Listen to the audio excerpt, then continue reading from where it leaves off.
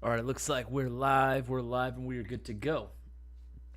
All right, how's everyone's day going so far? How we doing, man? How we doing? How's everyone feeling? How we doing? How was everyone's weekend? If you didn't get to join in yesterday's live stream, hell yeah, hell yeah. Sweet, sweet, sweet. There we go, there we go. Let's see, who's first in chat this time around? Let's see here. Who's first in chat? Let's pull this bad boy up. Black Brick Up, what's going on, man? Joseph Keen, of course. Good to see all the fellas. Peak Society Gaming third, hell yeah. Brandon fourth. Robertson Espiart fifth. Casper Frosty Titan first. What's going on? DJ, what's going on, man? Gaming R, dude. Good to see everyone, man. Good to see everyone. How's everyone's day going so far? Let's see here. Yeah, good. Oh, got a bull pulling that. Oh, gonna be showing that off later. A little sneak peek, but yeah. But yeah. There we go. Sweet. Hell yeah. And a little flash, little sneak peek of what's to come. Was that Gia this morning? Hey, it's good to see you again, man. Good to see you, man. Hell yeah. Mickey Mouse, what's going on, man? Maryland Airsoft. We're getting a good amount of people going in. Guys, do me a favor. Also, make sure to leave a like on this live stream, too. And share this around with as many people as possible. Share this on your personal socials, too. Let people know, like, hey, we're going live right now. And if you want to get extra entries into this week's shopping spree giveaway, you guys already know where to look. Right next to me. Right. There we go. Right there. Next to me right there. Every $50 you spend, we're getting you 5 chances at winning the shopping spree giveaway, baby. Nimitz85, what's going on, dude? Good to see you. Darktree, what's going on, Airsoft fam? Good to see you again, brother. Dude, Brent Huskins, evening, fellas. How my fellas doing? How we doing? I'm glad we're all joining up. Let's see if we can go ahead and get some more people on this stream as well. Let's see if we can go ahead and get some more eyes on this live stream. Right, let people know that, hey, if they want to go and increase their odds of winning the shopping spree giveaway, they got to be watching the live stream right now. They got to be watching the stream. And, again, I might as well go ahead and just let y'all know that a lot of the sales we got going on, over 7,000 products ending tonight. So, very, very, very important that you guys jump on that now while you guys can. Frosty J, what's going on? Frosty, just finished stippling my Glock. It looks freaking sick. Posted it in the Discord. Frosty, I'll have to take a look at that. I do love I appreciate a very, very good stipple job. I really, really do appreciate a good stipple job. I've actually tried stippling myself. I'm not the best at it. Like, it's fine. It works, right? The whole purpose was to make it feel more aggressive in the hands, right? Get a more positive grip on it, and it definitely worked to that extent, but I don't think it looked the best. It definitely could have been a lot better. But I've seen some people's works, man, for their stipple jobs, and, like, holy crap, they can get some, like, really, really intricate patterns going, and I'm like, how do you even, you know what I mean? Maryland Airsoft, there's a Discord. Yes, there is. There is indeed a Discord server for you guys to go ahead and join in as well. Peak Society Game. My neighbor bought a huge order of Airsoft from y'all. Hey, Peak Society Game, that's what's up. Again, we're becoming a household name, if you will. You know, Airsoft GI being a household name. I dig it, man. I dig it. All right, absolutely freaking sick. So yeah, we'll go ahead and, we'll go and finish or begin, I should say, 1 minute early. What's going on, guys? Welcome to another episode of the No Flight List live stream. My name is Isaias, and I'll be your host for tonight's episode. And what a live stream we got planned ahead for all of y'all as well. What a live stream we got planned. Again, this is going to be a Q&A live stream. And of course, right, if you have any Airsoft-related questions, you're more than welcome to go ahead and put your question down in the live chat, and I will be more than happy to go ahead and answer. Some of the guys in the chat already know what's up, putting the letter Q right in front of it. That's what's up. I love to see that. Definitely makes it a heck of a lot easier for me to go ahead and see. Right, I'll be answering those questions, taking moments in between the session of the stream itself to go ahead and start answering questions, right? And again, just talking with y'all, getting your guys' opinions, see what you guys think down in the live chat as well. I'll be asking questions. So, hey, don't be afraid to go in and chime in. I want more people to be active in the live chat. I want people to participate. I want this to be a good back and forth between myself and the rest of all y'all, because I genuinely do like listening. Boss Man and I both love listening to what you guys have to say as well. But I want to go ahead and let y'all know, right, that we got a few things going on right now. First and foremost, right, Mayo Gang Airsoft Pistol Mystery Box. Mayo Gang Airsoft Pistol Mystery Box version 2, the sequel, right? This bad boy, right, will be getting you automatically, right, the minute you order, we'll be getting you 10 entries into the shopping spree giveaway going on this Thursday. You want to go ahead and win that $500 prize pot? yeah, this is going to be one of the easiest ways to increase your odds right now, right? Pretty much just ordering anything right now. Like I said, the promotion going on, every $50 you spend getting you 5 entries, right? Every $50 you spend. So you could also order yourself the premium Bigger Wins YouTube unboxing mystery box, one of my personal favorite mystery boxes as well. I'll go ahead and link that as well. Again, these are going to be request-based mystery boxes, meaning you put down in the notes comment section what it is that you're hoping to win once you place your order for it. If you get to do that, don't worry, just DM us, Instagram, Facebook, or Discord server with your order number, letting us know what it is that you're hoping to get. Give us some inspiration. If you're basically saying, I want to win everything, I don't mind, as long as it's not X, Y, and Z, just let us know that. You know what I mean? Just give us some inspiration. Give us some idea as to what we can do to hook y'all up, right? Because we really do try our best. We really do try our best to grant everyone's request as much as we possibly can. Obviously, there are budgetary limits, you know. Would you be able to win, like, I don't know, 10 micro guns in this bad boy? You know, most likely not. Probably not, you know what I mean? Like, obviously. But with that said, you know what I mean? Hey, if you were to put down, you know, I've owned, like, every single, like, M4 under the sun. I want to get a different platform, but something that's really cool. Can you guys hook me up? Or, hey, maybe I'm a beginner player. You know, I don't really know what I should be getting, but I trust you guys. I ordered this mystery box. Can you hook me up with like a really cool package or something? You're damn right we can. Absolutely. We'll hook you up with everything that you need to get started in playing. Now, if the premium Bigger Wins right now, actually, before I say that, this will be getting you, what is that, 25? Yeah, like 25 entries into the shopping spree. 25 chances of winning. It's freaking sick, right? Now, we also got the Bigger Wins box, right? This is just a step down, but this is still an amazing deal.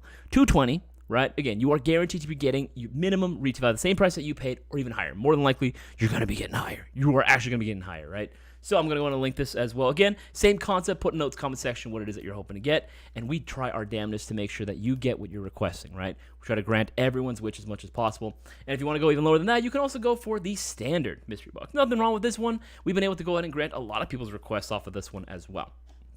Right?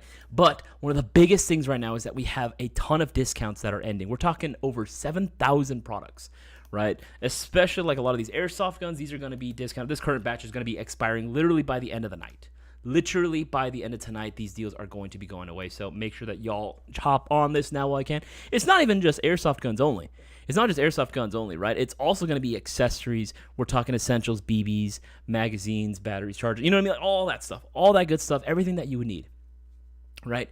And remember, in order to enter the shopping spree giveaway, all it takes is one $20 order and you have a shot at winning. In fact, that's actually how a lot of people have been, you know, apparently winning, right? Again, I say apparently because even though they were, you know, called as the winner, they didn't show up to the live stream because they didn't think that they would win and they couldn't claim it, right? So someone else was able to claim the prize. But I don't want that to happen to you guys. So make sure that, again, you place your orders. Now while you guys can, remember every 50 you spend, that's 5 entries in the shopping spree giveaway. Even if for whatever reason you cannot decide what you want to go ahead and get, pick up a gift voucher. Pick up a gift voucher if nothing else, right? Pick up a gift voucher for $50, right? That'll at least get you the 5 entries. And then tomorrow, because it takes 1 business day for that credit to clear. Once it clears out, and that voucher goes to your account, you can use that to buy whatever it is that you want, whether it be online or in store, and that'll also count as another entry so long as it's $20 or more. It's a pretty big brain move. I'm just saying, right? It's a lot of the mods, a lot of the regulars have been doing for a very, very, very long time. And hey, you know what? By all means, use it. Use that strategy to your advantage. We want people to go ahead and start placing their orders through Airsoft GI. And remember, the shopping spree giveaway itself is going down this Thursday, literally in like 2 days, right? If you want to go and see the rule set all for yourself, I would highly recommend you go ahead and give this a read as well. I'm going to go ahead and link all the rules for the shopping spree giveaway itself down in the live chat for you guys to check out, right? There you go. Very, very easy to do so. $500 that are on the line, right? It's going to be very easy. If for whatever reason, like last time, if the winner isn't there, if the winner is not there to claim the prize, he's not watching the stream, he can't, and he doesn't put what we need in the live chat, we're going to go ahead and end up stacking it another $500 and then holding it off for next week, right? I want there to be a winner, though. And this is all for my new players out there, especially all my newer watchers out there, guys that have never placed an order with us at GI or just been, just tuning in, right? First of all, appreciate all the viewership, all the same, right? No matter who you are, how much you've been watching GI content, I appreciate your viewership all the same. However, we wanted to go ahead and cater this new rule set for the shopping spree giveaway itself for newer players as well, right? So we don't have to wait weeks upon weeks upon weeks to go ahead and find a winner. We want newer players to get involved in this as well. So if anyone that's watching right now, especially all my regulars too, if any of you guys know anyone that's at all remotely interested in airsoft, maybe potentially getting into this amazing hobby, I would strongly recommend that you make them watch this live stream. Literally just kidnap them, put them on the couch, make them watch it. There you go. And then ask their questions away, right? Or if they have no idea what airsoft is, by all means, feel free to go ahead and ask away as well. Maybe I got some newer kids out there that want to get into this, but their parents are like on the fence about it. They don't know. They're not letting you get into this. Hey, feel free to let them know. Like, watch this live stream. Ask their questions. I will more than happily answer all their questions and address any concerns that they might have as well. Right? But now, with that said, there was something that Boss Man Ed let me know about that I wanted to show off to all of y'all as well. Right? Now, this one, I believe he posted this in the Discord a little while ago. Right? This is going to be a newer product that most likely will probably be in sometime soon, probably Monday, probably next Monday if I'm not mistaken, right? What do you guys think about this? I'm just curious. I'm just curious, right? What are you guys thinking about this, right? What is this? This is going to be, featuring a Picatinny. Is it Picatinny? Is there a Picatinny on here? Yeah, I believe I saw there was going to be a Picatinny on both these sides right here. It's going to be using 4 quad barrels. Again, this thing freaking slaps. These things look freaking so dope. I love the chainsaw grip on here as well. That looks absolutely amazing. Polymer receiver on here as well. 1,200 round internal magazine. Okay, sweet. This thing actually looks pretty damn cool, man. Like and the fact that it's also, like it's saying, it's LiPo ready too. So I'm assuming this is going to be straight up AEG, right? Yeah, it's going to be a straight up AEG on here. It's not going to be HPA, which I much prefer going with the AEG route. Thank you. It looks cool, man. I actually think, depending on how it's priced, this actually might beat out the Classic Army. And I love the Classic Army. I love the Classic Army M133 Mini Vulcan, right? This bad boy. I'm going to pull that up. M133 Mini Vulcan. Yeah, I actually love this guy, right? This one, I fell in love with this. But, comparing it, I don't know, man. I think it's a tough call between the two. I think if it's definitely cheaper than the current price that we got going for it, I think it's definitely a contender. And I think I might have to pick it up too, honestly, because I've been saying that for the Classic Army for years. But now that this one's coming out, I don't know, man. I don't freaking know. I definitely am being torn a little bit between these two because I like the design of both of them. But again, let me know what you guys think about both of these bad boys, especially the Echo one. I'm anxious to be putting this on the website and see how many of y'all are going to go commit to this because, honestly, I think this is freaking sweet. And depending on how much it costs, I might have to pick one out myself. But let me know in the live chat what you guys think as well. All right, guys, I'm going to go ahead and start answering some of your lovely Airsoft questions. Remember, if you have any Airsoft-related questions at all, whether you're looking for product recommendations, for stuff that we saw on our website, maybe you're curious to see my opinions on certain things, or you just want to go and ask me personal questions, you guys are more than welcome to do so as well. I'm not afraid of personal questions. I'm not shy. Just make sure to put the letter Q right in front of your question. I know a lot of you guys have been doing that. Good job. Keep it up. Put the letter Q right in front of your question. Put it in the live chat, not the comment section. Can't see the comment section. Got to be the live chat, so that way I can actually see it. I'm not perfect. I do take some time to answer everyone's questions. You're welcome to ask your question more than once, up to 2 times, in case I haven't already answered it. But anything more than that, it's going to be considered spam. You're going to be put on a timeout. We don't want to do that. Mods don't want to do that, but we will do it if we have to. So let's just avoid that situation altogether. Right?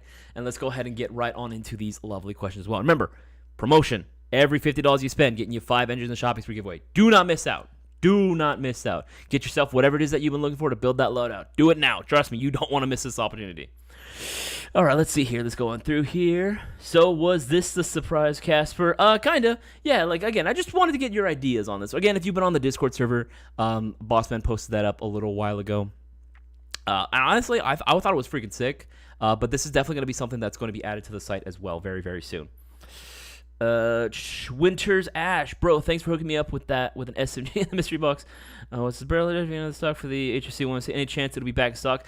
I'm not 100% certain as to when the ETA for the barrel adapter will it be back in stock, unfortunately. But I'm so glad that you were happy with your mystery box, man. I'm so happy that you were able to go ahead and get that. That's freaking cool, dude. I'm very happy that you got that. Brett Huskins, mesh mask and goggles or full mask? Brett, that is a very good question, actually. And like most things, it's really going to come down to what you find most comfortable. What are the pros and cons of either or? I can list those out, right? Well, full mask, one of the easiest benefits is that, or one of the biggest benefits is that it's super easy and convenient, right? It's literally just, right? It's literally just a freaking it's just a one system, right? You don't have to do anything else to it. It's literally just put it on and then you're done, right? Now the downside is that depending on the mask you can get, it can be a little bit on the bulkier side. A lot of masks actually don't really work that well with helmets, unfortunately. That is an unfortunate reality, is that a lot of people, I guess it could also come down to the way your head is shaped, right? Everyone's got a different head shape. When it comes to your head, right? Sometimes it just will not work. Most people, I would say, when you wear a full face mask, you're not going to be able to wear a full helmet as well. Not unless you have one of those systems that's like the mesh mask is integrated into the helmet itself, right? That would be one thing. And I think there are helmets or masks that are coming out that are more and more like compatible with like full helmets and everything. But at the end of the day, typically, most full face masks will not work with a helmet, right? Now, with a mesh mask, and goggles, that actually gives a little bit more room for play, right? If you wanted to go ahead and start decking that out with tons of other accessories like a helmet, it's going to be a lot easier to do so, right? Even a boonie cap or a hat or something, right? It's going to be a lot easier to do so as well. So there are pros and cons to either or. For me, I definitely prefer going with a form of mesh mask, right? Because there's so many different variations, there's so many different types and goggles. Because I like going with the lower profile goggles. I do a lot of like ADSing. I like to actually use my optics when I get the chance to, especially if I'm using something like a DMR or something, right? I do like being able to use my optics when I get the chance. But yeah, that's just my personal preference. I know a lot of guys, especially when they play in more of the indoor scene, they definitely prefer going with a higher end paintball mask, like a dye mask, because again, that design that they have just basically, even though it doesn't guarantee it, basically gets, you got to really put it under some extreme circumstances in order to get like a dye mask or equivalent style paintball mask in order to really fog. You know what I mean? That's another downside with goggles and mesh masks, is that depending on the one you get, if you're not taking care of it properly, if you're not treating it right with like anti-fog and stuff, and not getting proper ventilation, you will fog, right? Especially if you're a hot-bodied person like me. So pros and cons to either or, but for me, I weigh out all my options. I go mesh mask and goggles personally.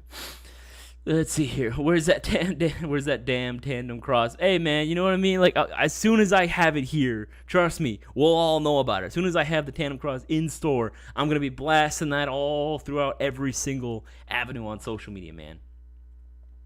Maryland Airsoft, what is your opinion on the Zion Arms PW9? Actually, you know what? I'll pull that one up. Yeah, I like the PW9. I think the PW9 is actually pretty dope. I know the R15 is definitely like the go-to. That is the sweetheart that everyone loves. But the PW9, honestly, especially the OG PW9, kind of helped pave the way for Zion Arms and really helped put a name for themselves out there, right? Because beforehand, I think this was the PW9 the first Zion Arms AEG. I believe it might have been, at least the first one that I remember, honestly. The PW9 are freaking dope, right? They come included with all the same internals that you would get for the R15, but just in an SMG or a PDW package, which I think is really cool, right? I think the PW9 doesn't get as much love as it should, because these things are actually freaking sick. These things are actually really cool. I love the performance that you get out of these. Again, you're getting the same performance that you would be out of an R15 just in a PCC, right? I personally prefer the Mod 1 carbine because, again, you got the full-length handguard, right? You got yourself a full stock and buffer tube. I think it's the coolest looking one, but again, that's just my own personal opinion. If you wanted to get the OG PW9, right, the real shorty boys, those are actually really cool as well. I actually really like those, and the OGs actually came included with a Zion Arms 11-1 brick battery that fit specifically in that battery compartment and a charger, which was at that price point, I had never seen that before. I had actually not seen that before in that high of a price point for an airsoft gun. So I thought that was really cool. That is a fantastic option, man. If you were thinking about getting one, I would say go for it. Right? I would say go for it. Yeah, guys, it looks like no one's been taking advantage. No one has been taking advantage of the promotion. Guys, what are y'all doing, right? We're putting all these extra promotions out there for you guys. So that way you can get extra entries into the Shopping Spree giveaway and win the prize pot for this week's Shopping Spree giveaway all to yourself, right? If you don't do it, we're going to go ahead and have to start doing away with all these promotions. So let people know. Share this around with everyone. Share this around with every single person that you know. Let's get all eyes on this and let them know, hey, they want to place their orders through GI, right? Want to go ahead and get some airsoft stuff? We're the only airsoft retailer doing this. You got to go ahead and get your orders in. All right, let's see here. Eden, looks like it will make a good base for some interesting custom builds. Yeah, Eden, that's what I like to hear. That's what I like to hear, man. Looks like a bubble blower. Looks like it is a bubble blower. I didn't think. Let me pull it up one more time. I didn't think it was a bubble blower. That's an interesting way to looking at it. I think it looks cool. Personally, I think it looks really cool. Is it the chainsaw grip? Is that the grip? Is that what's throwing it off a little bit? Again, I think personally this is like really, really cool. But again, let me know what y'all think about this as well. Let's see here. Louis 498. Do KWA MS-120 magazines fit the MGCR? Personally, for the MGCR, for any of the Mayo Gang guns, I would recommend going with just like standard M4 magazines, right, from any other brand. I'd probably go with just straight up. Go with the Lance Tactical High Speed Mags, PTS EPMs. You can go with the Zion Arms Mid-Cap magazines, because the Zion Arms Mid-Cap magazines is actually the same mag that comes included with the MGC4 mags, for anyone that was wondering about that. I know I had a few questions a while back. Zion Arms misspelled magazine, right? Zion Arms Mid-Cap magazines, yeah. 140 rounders, high-speed mid-cap magazines. These are dope. These look good magazines. These mags look freaking sick, man. These mags are actually pretty damn cool. I would say go for one of these. That's probably going to be for best performance, honestly. Either that or a PTS EPM, man. That's probably going to be your best bet at that point. Random OG Airsoft. When did the new LT AirTech M4 ship? As soon as we get them in. As far as schedule, that we're looking at like sometime in April, but that's about it as far as all we know at this point. Random OG Airsoft. As soon as we can get them in, we can go ahead and start shipping them out. Frosty looks like cheap plastic on my tab. Actually, you know what? I would say it's comparable to the Classic Army, and I've felt the Classic Army polymer. And the polymer that they use is actually pretty damn durable. Like I've seen it take quite a beating, actually. For anyone that's out there that's like thinking, okay, polymer versus metal. Honestly, you'll find that more and more manufacturers are starting to come out, and more models are coming out in polymer, just because, one, it's very lightweight. It makes it a lot easier for the average airsofter to just play around for longer periods of time, and they're very durable, man. If any of you guys have any doubts as to how durable polymer can actually be, whether or not it will crack immediately, highly recommend you check out our review on the Lance Tactical Gen 3. Right, that is probably one of our most popular videos that we've done in recent years.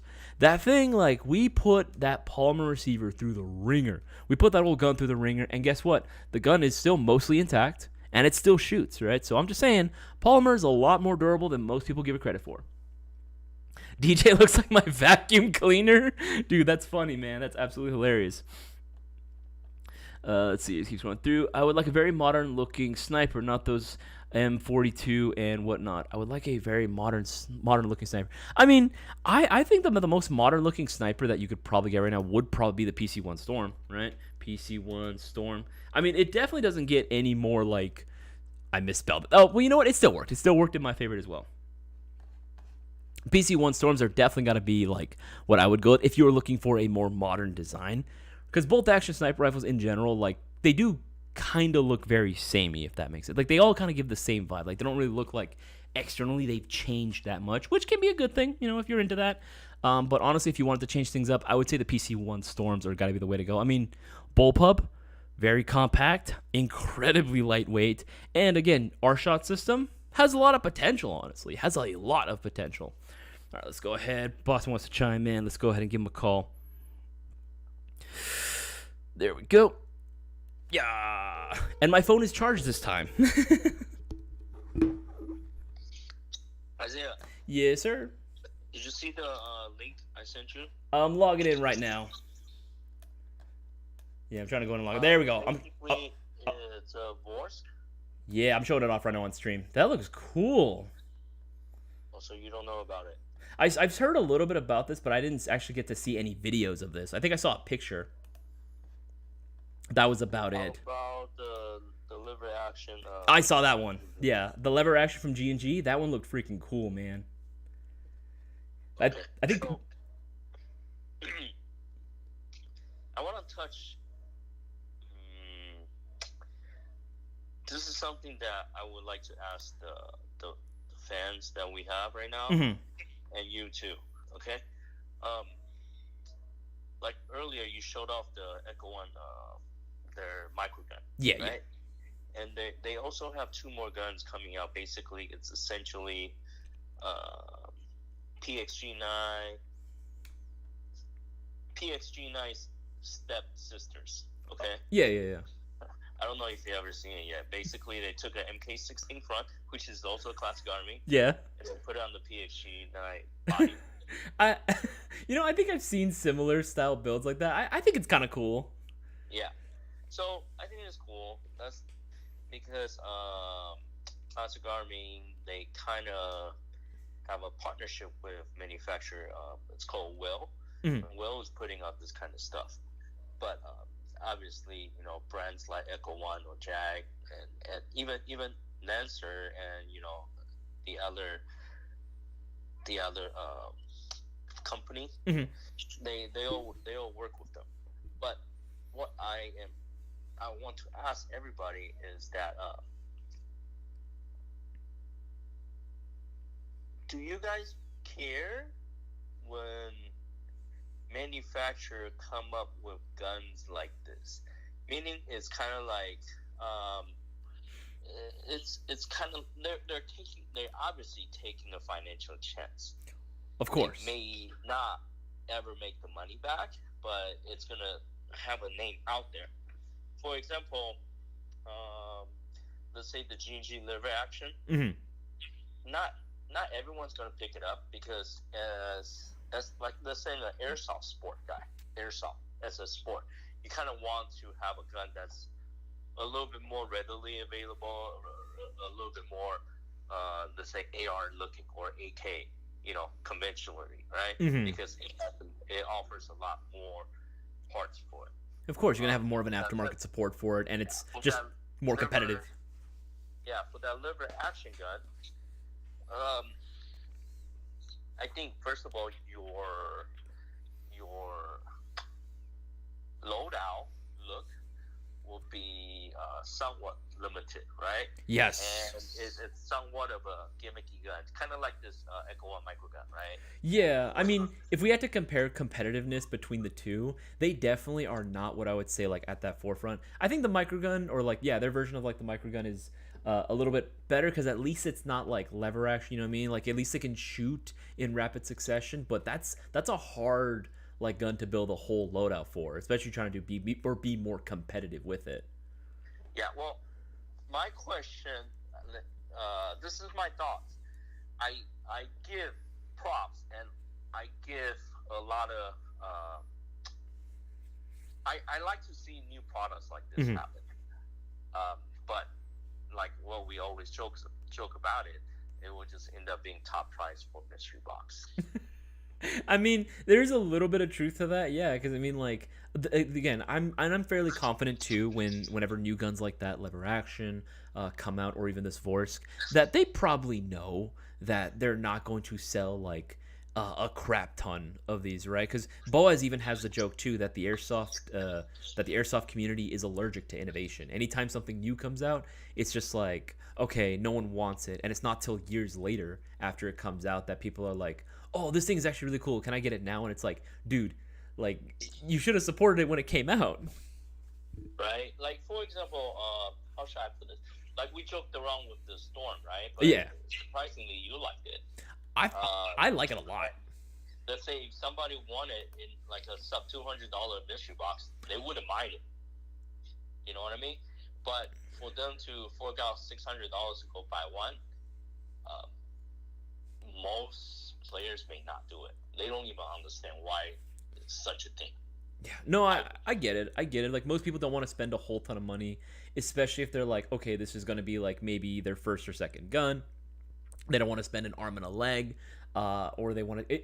This is definitely niche. You're right. This is 100% a niche thing. I mean, granted, guys, 2 of them are on a Shocker deal, so I'm just saying I don't know why more people haven't picked it up. But these are really, really freaking awesome guns in general. They have the performance, right? They have the look. They do innovate. They are innovating on the bolt action platform itself, right? Offering something that, hey, we don't really get anywhere, you know?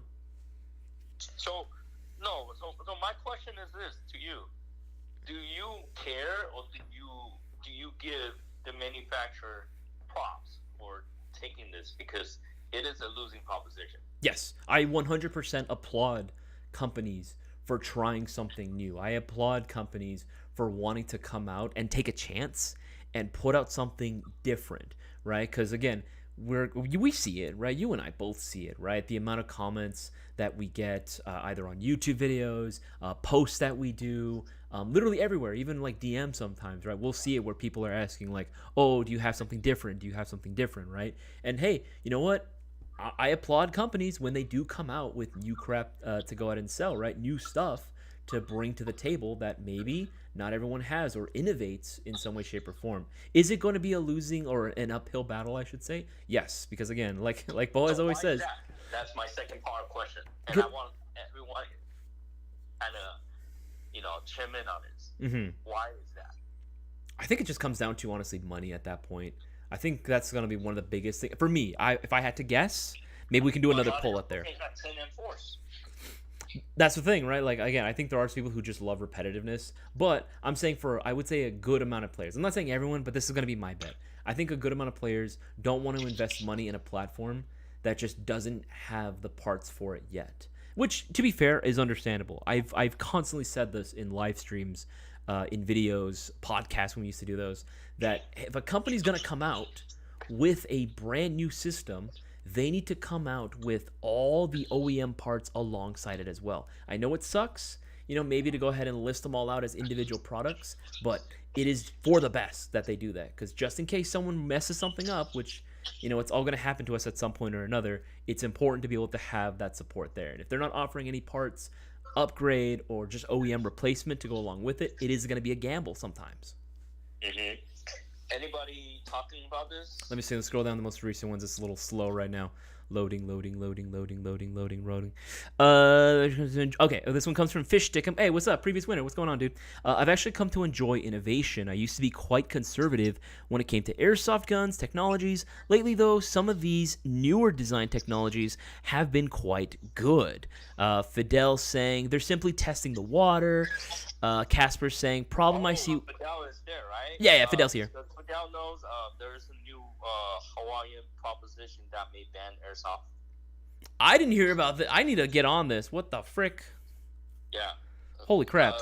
Make sure Fidel look for it. Fidel, look for this and let me know about this. If anything, DM me more about it so I can figure out this and I can do something. I can put a call to actions for everyone. But okay, let's see. Keep going through. Casper, problem I see with stuff like the PC-1 is that price representative of the limited quantity, or is it because of the innovation in it?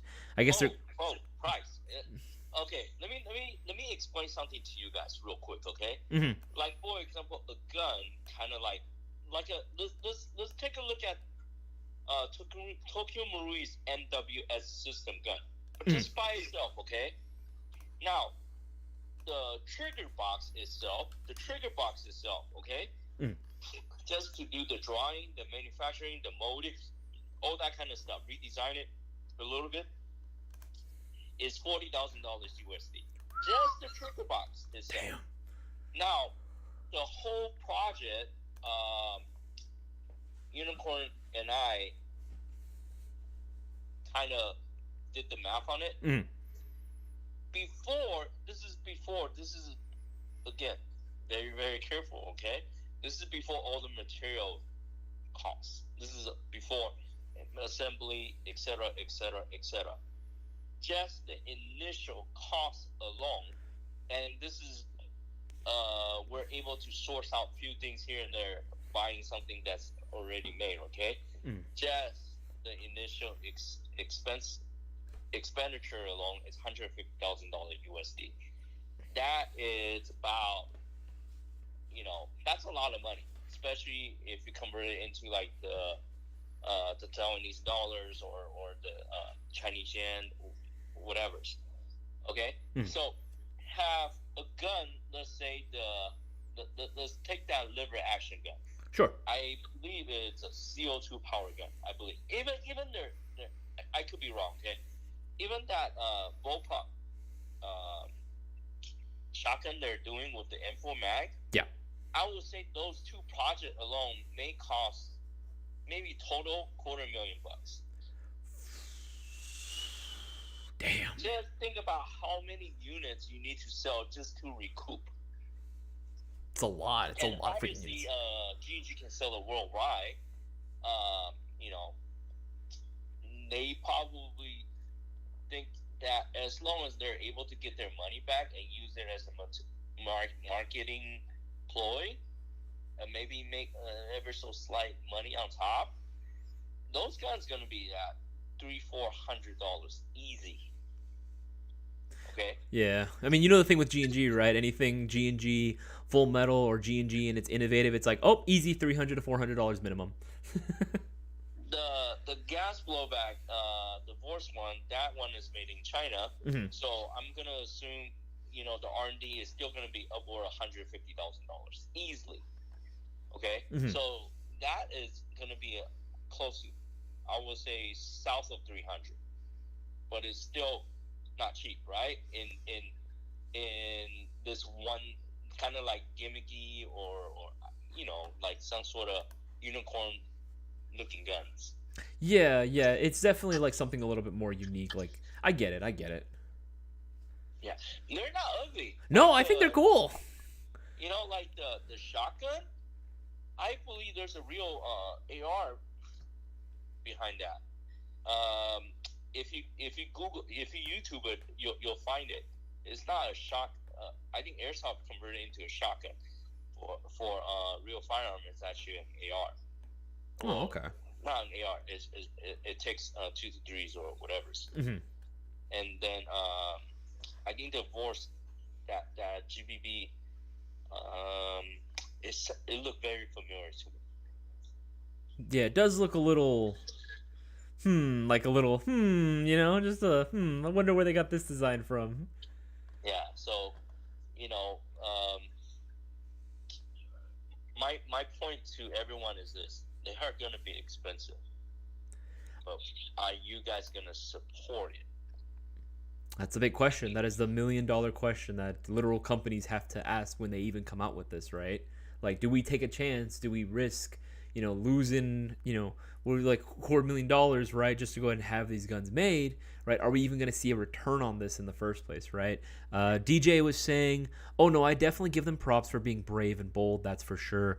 But products like the G&G lever action AR and the Vorse VMP2 are genuine great products, though they are targeting a specific group of players and collectors, that's for sure, but I think they will do well.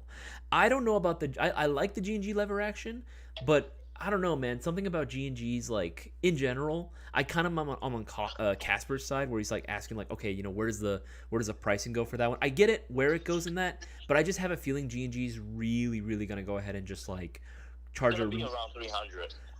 I think it might be around 4. I think 300 or a little bit more. I'll be honest with you, it sounds reasonable. I think around the $300 price point. I think yes. I think you are right, considering material, manufacturing. I get that. The R&D. The R&D, yes. That's another thing that we always like seem to forget too, is R&D, right? Trying to figure out, like, it takes time, effort, and money to like figure out, okay, is this a product that is working? What's not working? Go back to the drawing board. Let's redesign this, whatever part that needs to be reconfigured or redesigned, so that way we can get a functioning product that's going to be good. I'll give you guys another example, like the G&G high kappas. It's their own system. Yeah. But they're not flying off the shelves. They should be, because they're freaking awesome. They are. You can actually refine the hop up to pretty precise. You know what I mean? Mm-hmm. So it's not bad, and the gas consumption isn't terrible too. You know what I mean?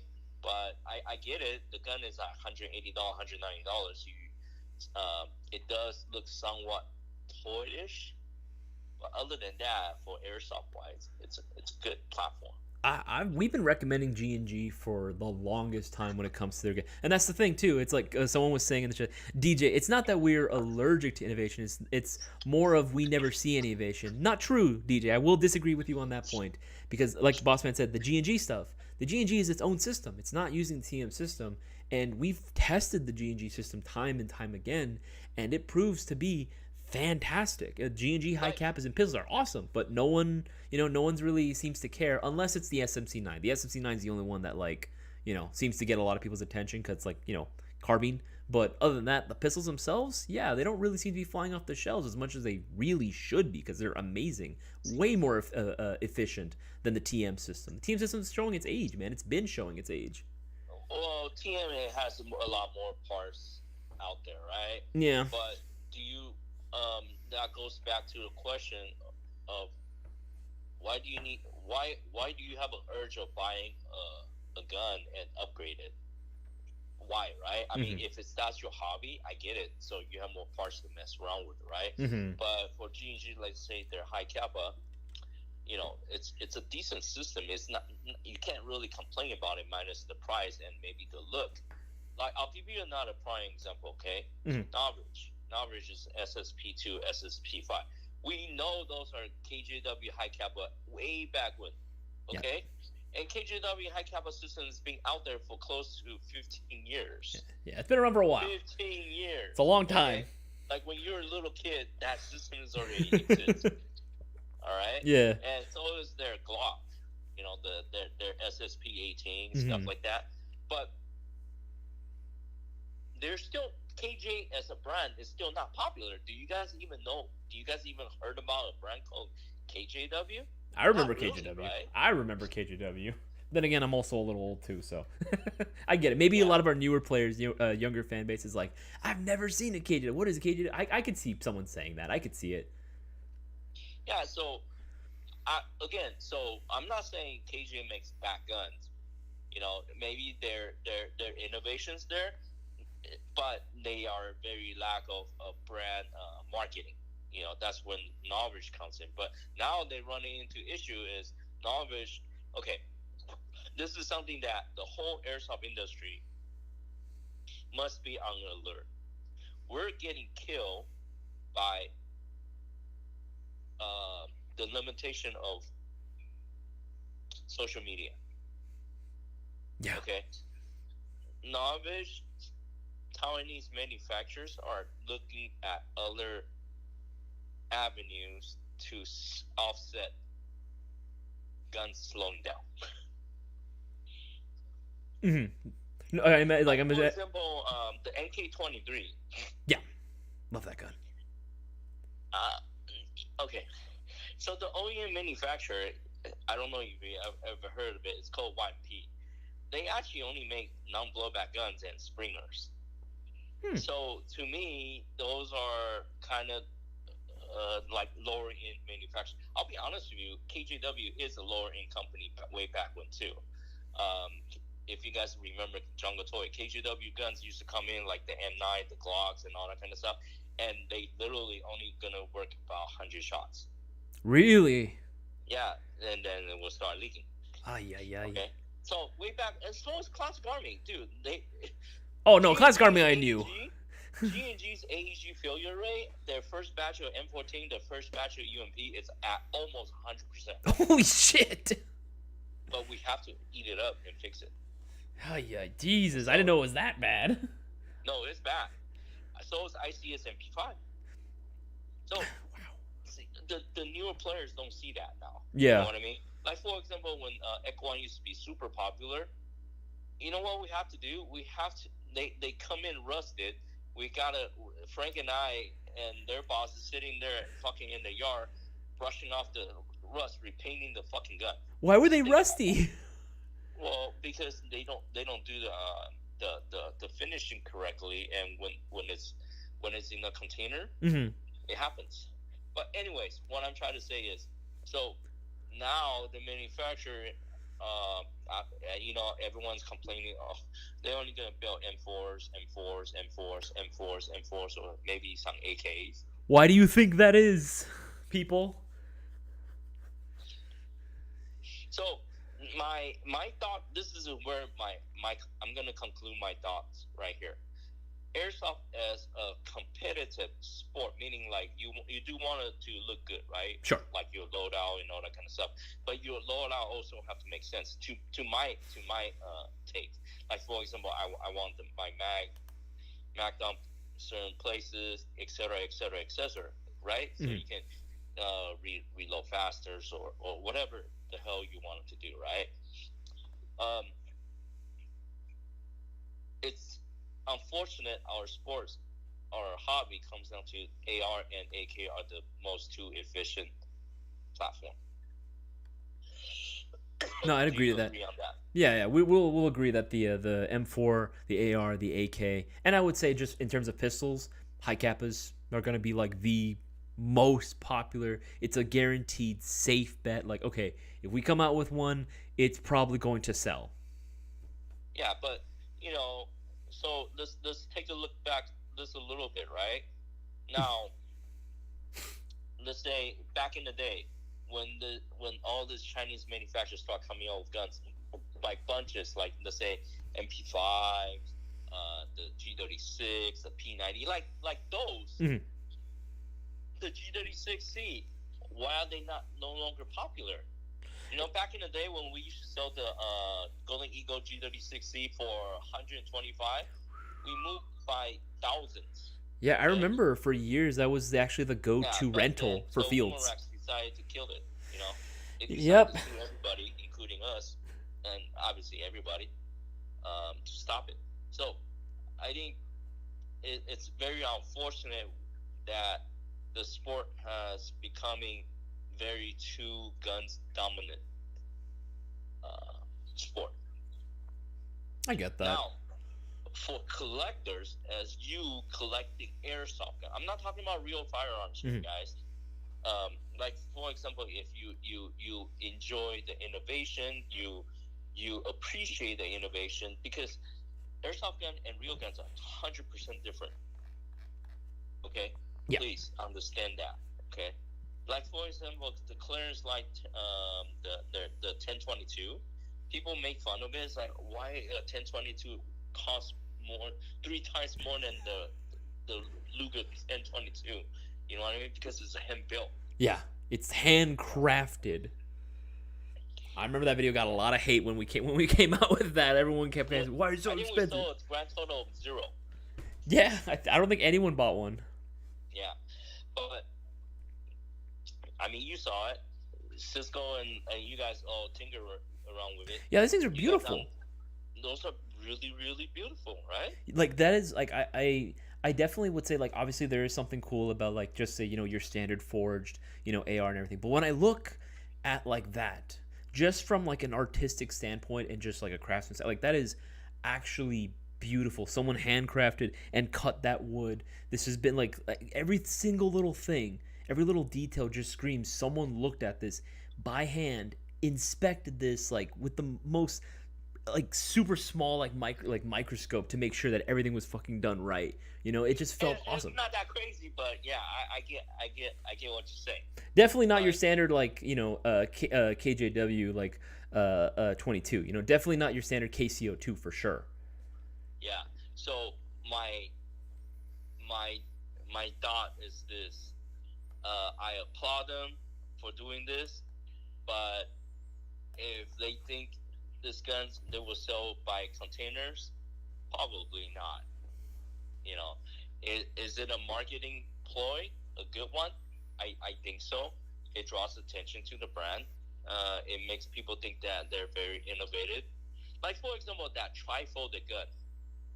It is an AR, right? The piece, the short SBR.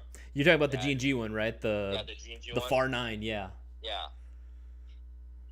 That gun was, it's Do cool. We really need it? No, no. In fact, that I'll give a little like sneak peek. That was actually going to be a video, the idea that Boaz and I have been like kind of workshopping right now. Yeah, how are you going to do that? You're going to drive around your car and pretend? Yeah, that was going to be a bit we were going to do, but the video was going to be like top 5 like most useless airsoft guns, or why do these airsoft guns exist, and give an example of like guns that we think are cool. It's not that they're bad guns. It's just like, who asked for this?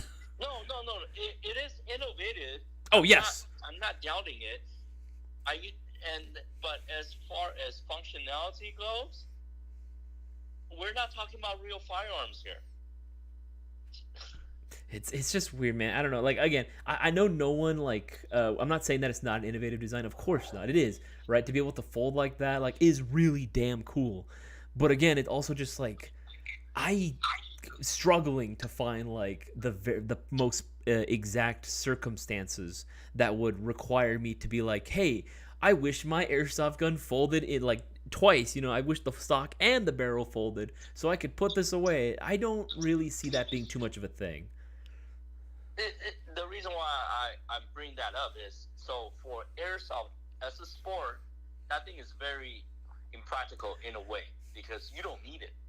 You understand what I mean? Yeah. You don't need it. But for a collector standpoint, let's say if I do build my SBR like that, which we can't do it in California, I'm sorry, but can you? No, you cannot. Yeah, no way. No, that's you're going in federal prison, boy. No. Those are state laws, so you're gonna go to Chino. Oh. State prison. Damn it. Federal and Chino, federal and state. Yeah, very different. Very different. Yeah. I thought it was a federal for some reason. I don't know why. No. Those are because if it's federal, then you can't have it at all. Yeah. No, that's what I thought. That's what I remember. Like, I remember where I was talking to Cisco about this. You can have those guns. Yeah, other states, they're so-called free states. The free. You know, are they really free nowadays? Ain't nobody free. You know what's the jokes around nowadays? Okay, Isaiah. Yes. Say it. Just say it. This might be sad to say, but the jokes are this now. If you just don't want to work at all anymore, okay, you still wanted to live in this nice country, just go down south. Make sure you throw away your passport. Just go down south. Renounce your citizenship first. Change your name to, I don't know, Jesus. I already got a pretty Mexican sounding name. Yeah. Then, no, I'm not saying you. In general, for someone, this is yeah. Literally the running jokes. Even at some golf podcasts I listen to, okay, they made fun of this. Just hop back to the border. You get $1,000 allowance a month, and you get a free hotel room. Free what? $1,000 free hotel room. You don't know that? I don't know anything about like a free hotel room. I just You didn't know that? no. I mean, I knew that freaking just in general the cost of living in Mexico and just south of the border is definitely significantly lower. But I'm talking about the sanctuary cities. Oh God! Oh, are you talking about the freaking like the people that got displaced and put into that like one freaking like nice ass freaking hotel and everything? Is that what you're talking about? They're busing people. Like if you just go back to Tijuana and jump back and you get caught and you say I want to go to New York, they will give you a free bus pass. You drive up there and then wait your ass around, and eventually you're gonna have a room to live. Bruh, I remember what was that, like something vineyard? What was it called? The place that they like all like took them to? I have no idea. I remember when this happened, dude. I completely forgot about this. No, dude, that was messed up when that happened, bro. That was so fucked. And they used their play like, okay, for me, I got like, I get it, it's funny, like joke looking at it, but it's like at the time I'm like, bruh, that is absolutely fucked, like all ethically fucked. You literally dropped off a bunch of people, right, and displaced them, right, in a place that they clearly can't afford to be in, and then you're just using that as a political stunt, bro. Those are people's lives that we're messing with. What are you talking about? Like what you're saying, right? When they started busting a bunch of like illegal immigrants, right, who got caught without passports, papers. That, right? The illegals wanted that. No, they did not, because yes, they actually talked to them in interviews, and they did not want that. Oh my God. No, you're. Anyways, but I don't want to talk about this anymore. But what I'm trying to say is, for us to be like, talking about, California don't, you don't have funds, you're kind of like a dark state or freaking communist states or whatever, however people want to call it. Yeah, they call it California. That one's funny. I'm gonna tell you guys something.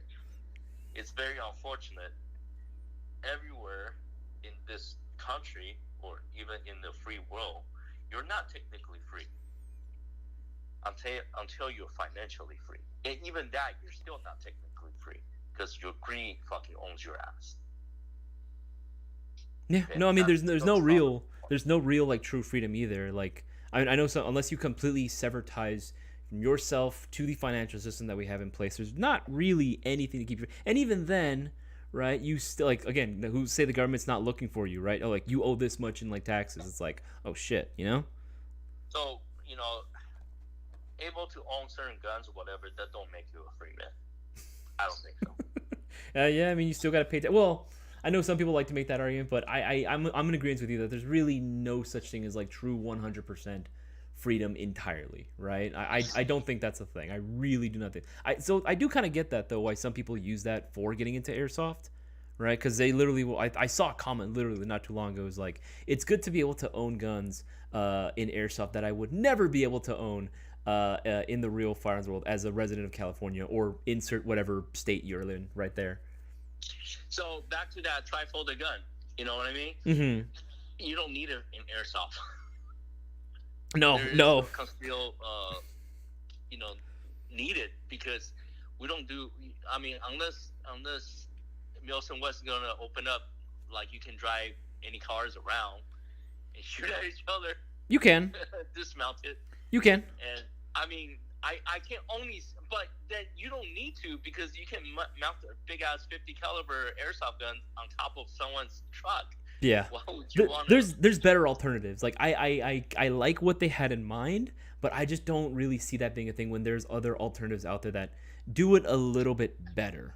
You know, I think when we did the video review for the FAR 9, on that one specifically, I think Boaz and I came to the conclusion the only time that would be pretty useful is if you are putting it away, like you're storing it, like for, like you're not going to play with it for a while. You're going to put it in storage and you want to save on space, right? Like in a little tiny box that would be a lot bigger if you had it fully extended.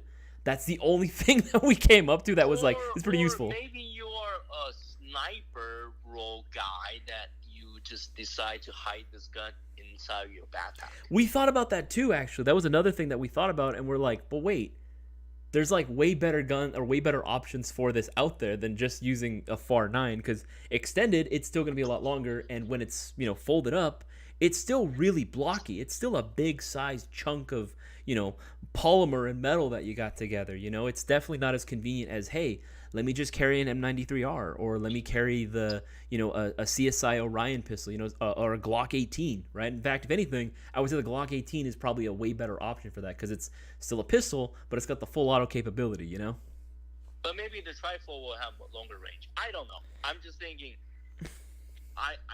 you see how we're having hard time coming out usefulness? This was literally the video, like, what the fuck do we say good about it? Like, what can you use this for?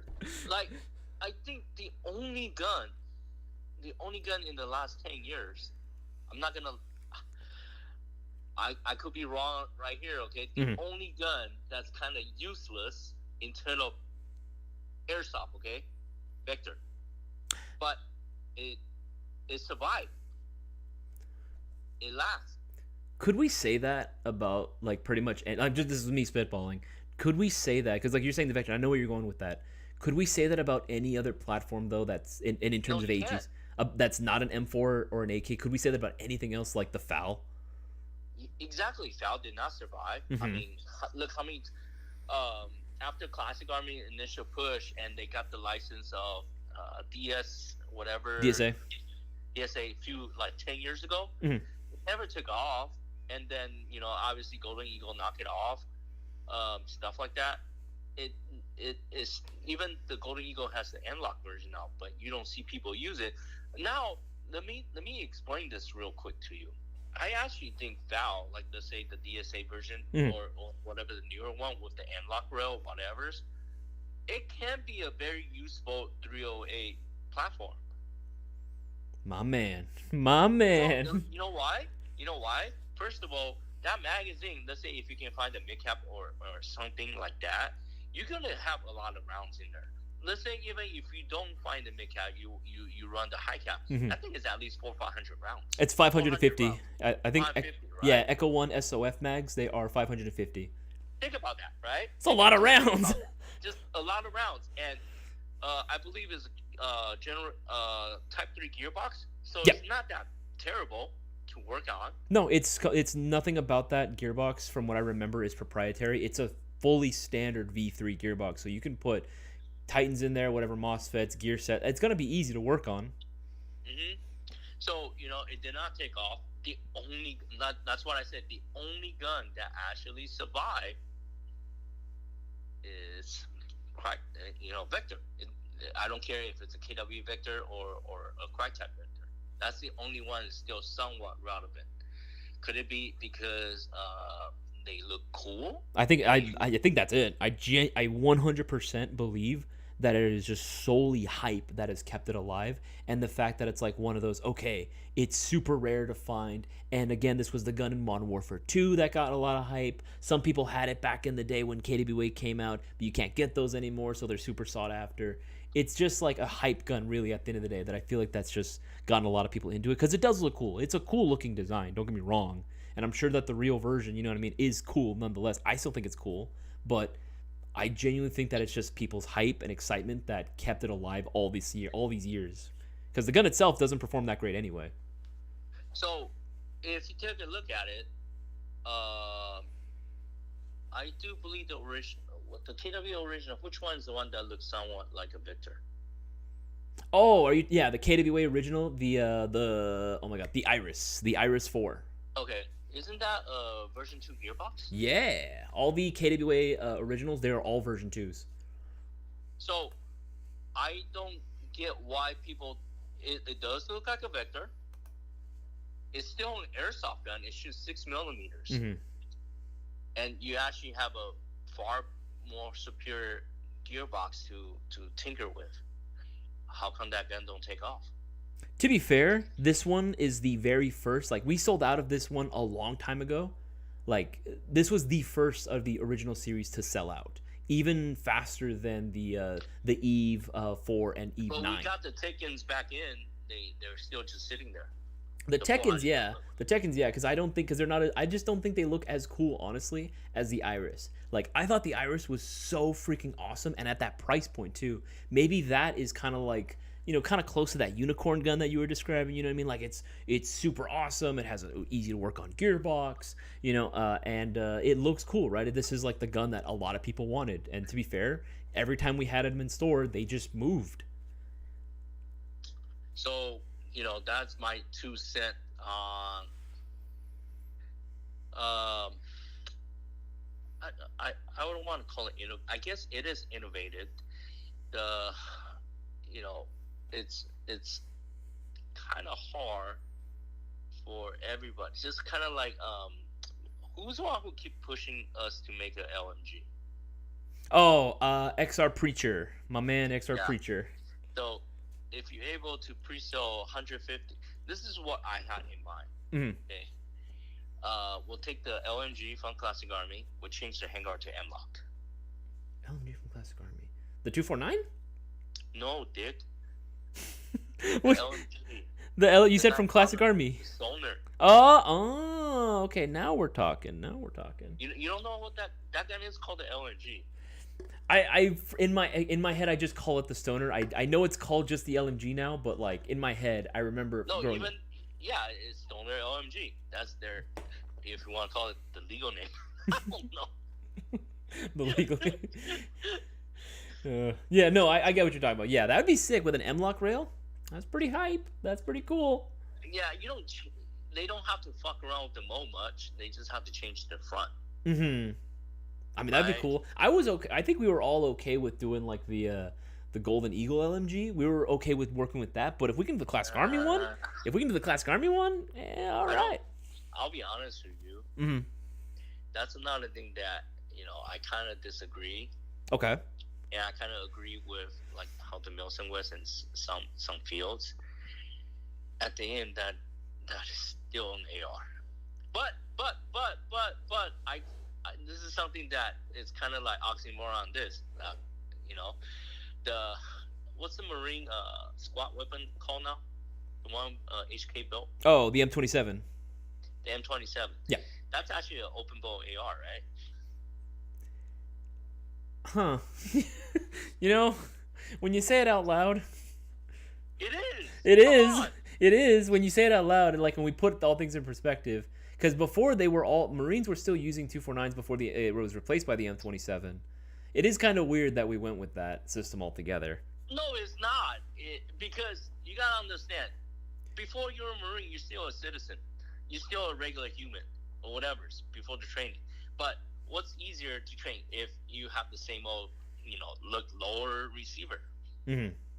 No, I understand. No, I understand why they do it. But in my head, when I hear the word saw, You know, SAW. When I think of SAW, I think of, oh, my monkey brain goes to, oh, LMG 249, or, you know, if we're going MMGs, right, 240, right? That's what I think of. So when I hear SAW and I see what essentially just looks like a beefier 416, I'm like, the fuck? Oh yeah, that's right, M27. That's a right. I mean, so that's why I said it's kind of like I kind of defeated what I was. Yeah. I was gonna say the MCR. Yeah, the MCR.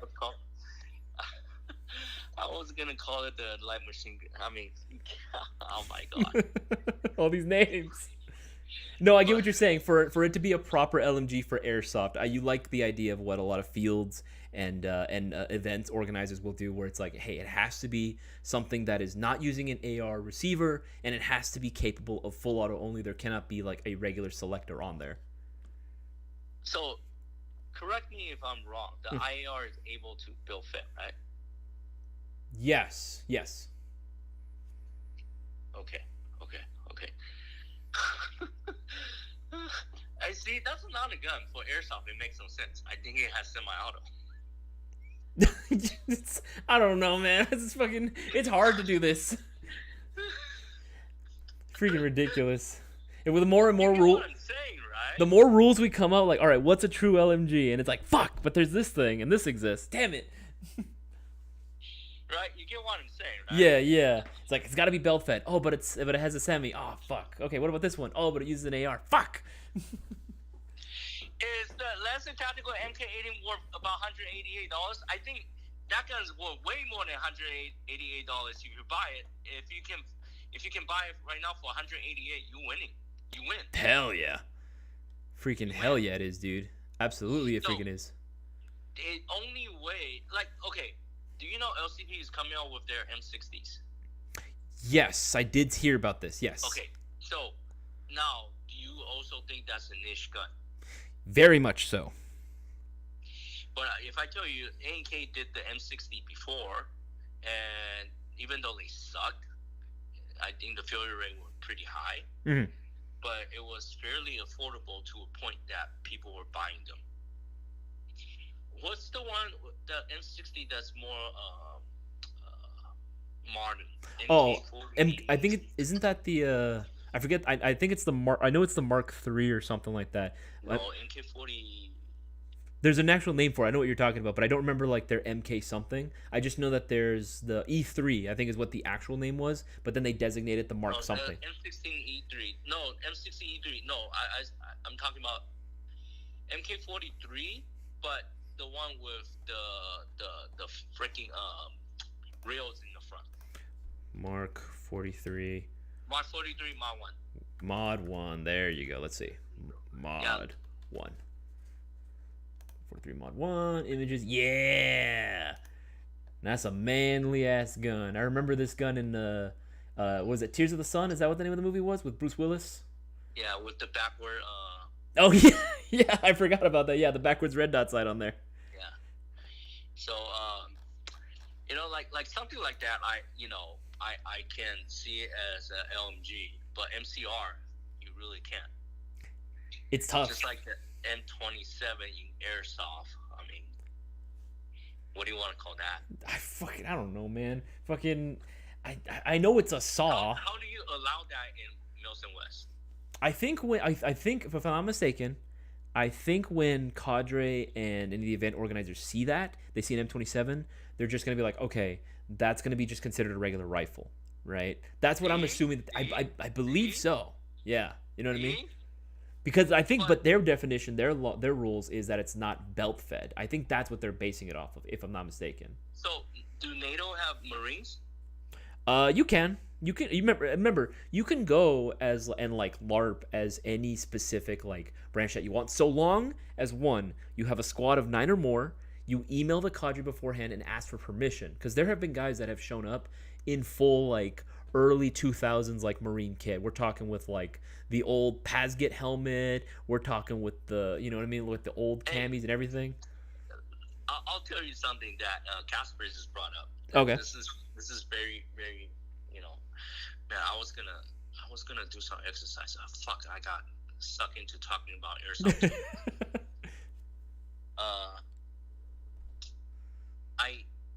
personal guns, okay? Mm-hmm. So I had an M16 before. I had a Mori AK-47. I even have an AK Beta.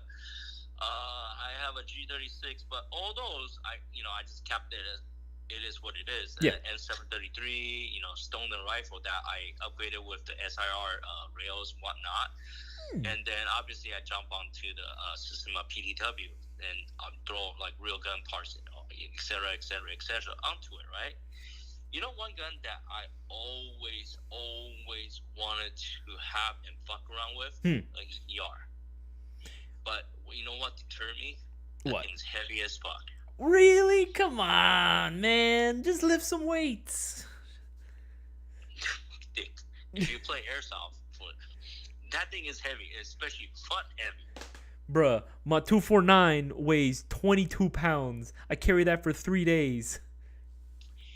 EPR is as heavy as that. Then that should be no problem, man. Again, just wait, just a little bit of weight training, man. That's all you got to do. No. It has to be efficient too, right? You got to move around and all that kind of stuff. But again, I think EBR is kind of cool. EBR is fantastic. EBR is an awesome gun. Like, I think it's freaking sick. And not that plastic ones that has a different back. Okay, I'm talking about the one with the metal stocks. Mm-hmm. I know exactly which one. That's the proper. It's the proper form of the EBR. Right. I actually think EBR is kind of cool. I think so too. I think it's not too late. Well, I think it's not too late. I think you should do it. I think you should just pull the trigger and get one for yourself. No, because I don't play Airs. Yeah. So we still have to discuss that June 2nd date. Like, what are we gonna do about it? Yeah, I know. Trying to get the man himself involved in this, but yes, that is something that I want to make sure that we're jumping on it. We don't fall asleep on that. But again, so EBR, is it functional? Somewhat functional. Is it practical? I'm not sure because it's heavy to me. Okay, to me. To you, we can. I don't know. You can lug around an M240 and maybe a Gustav on your back. I don't know. Honestly, I don't mind. And RPG lovers, he was saying he tried to roast me right now. He's Isaiah's not telling Boss Man that his ruck is on his tech vehicle part of the time. RG lovers, not every single time. And I used to do that way before we had a technical involved. So get off my back, man. I'll gladly ruck with the 249 as well, because my ruck is perfectly designed to handle a lot of weight. Yeah, another thing is your 249 always falls apart. That's because someone freaking dropped it, man. I was pissed off. Someone dropped it. I'm not going to say names. But you know who you are, and I know you're watching. Ever since it dropped, man, oh man, that thing is... Yeah, oh yeah, it'll... Freaking, I lost a few parts. Dude, I have freaking zip ties holding some of that shit together. Just get a new one. Nah, got too much sentimental value. Just hang that on the wall. No, it's got sentimental value, man. Like, So going back to what I'm saying. Yes. EBR, the M14 series, yes. Right? Stock 14, the shorter, the Springfield M1A look. Yeah.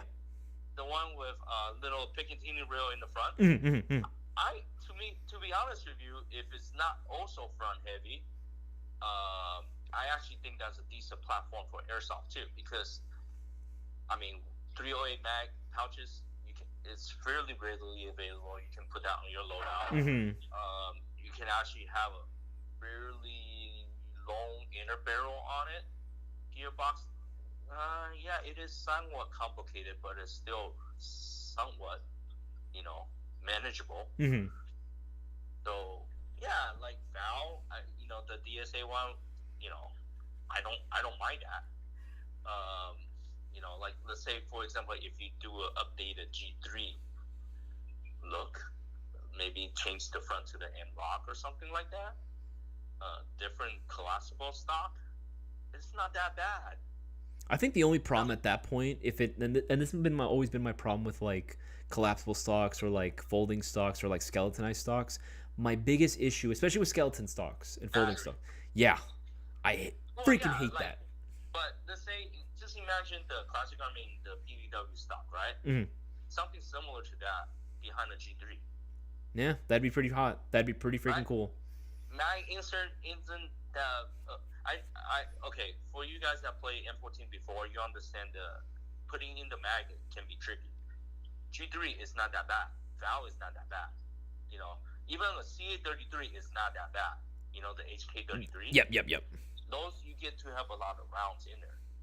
So, you know, we're talking about obscure guns here. I actually think those are a lot more functional than, let's say, a lever action AR. Oh no, 100%. All these guns that we've mentioned, 100% are way more functional than that lever action. But it is kind of cool to see something that unique again. Right. So, have you noticed they're out of? I had a SIG 5x2 also. Ooh. Out of all the guns, the only gun I never got, which I don't like, which Frank liked a lot, P90. Okay, I know you hate the P90s. I know you hate them. I'll tell you why, because the magazines. Sucks. Yes, magazines. Yes, can be tricky. Yes, a lot of them suck. And then did it is they put that ugly ass, the Leg-Lax drum mag on top. Oh, okay, that I hate. That drum mag is ugly. Yeah, but for them when they play indoor, like at the zipper factory and all that kind of stuff. Yep. It seems like you're just walking around with a minigun. Basically, you have a really, really fast sewing machine. Yeah. So, out of every gun, I think the least practical gun is P90. G36 is not that bad. Inserting the mag is fairly easy. It's not bad. I think the only one that's somewhat tricky is the M14. I think if you're used to working with AKs, it's not too bad because you are used to the rocking motion, but getting it to sit properly. It's so small for some people, especially if you're not used to it. That can be kind of frustrating sometimes. Right. I think this is a really good video idea. Actually, we need to go to N1 or TAC or something, rent it out, and then just be like, all right, we have to play matches with each other, but the only downside, we have to use the guns platforms that we specifically hate. So when you go on, you have a P90. My tech said he's gonna buy one, so you better buy one. Better buy one. How do you feel about PCC kit? I think they're cool. Yeah, I think it depends. Raw glovers. Like I've said it before. I think kits like the SMC9, right, that they have. I think that one was a banger. I think that's a banger carbine kit. I think that one works really well. I know KWA is they showed it off at SHOT Show, right? Their ATP, what was it called? ATP-Z, if I'm not mistaken. ATP-Z, which is basically just their clone of the not SIG, not M17. They are gonna have their own not Flux Defense kit carbine. 320. They're gonna have their versions of that carbine kit available, and I'm looking forward to that because I think it looks pretty banging. But that's not a funny thing, right? The Archwick Glock carbine kit, it's not ugly. It's actually very nice looking and stylish, but it just don't sell. Mm-hmm. I think they look cool. Watch, but pull it up. You'll see it.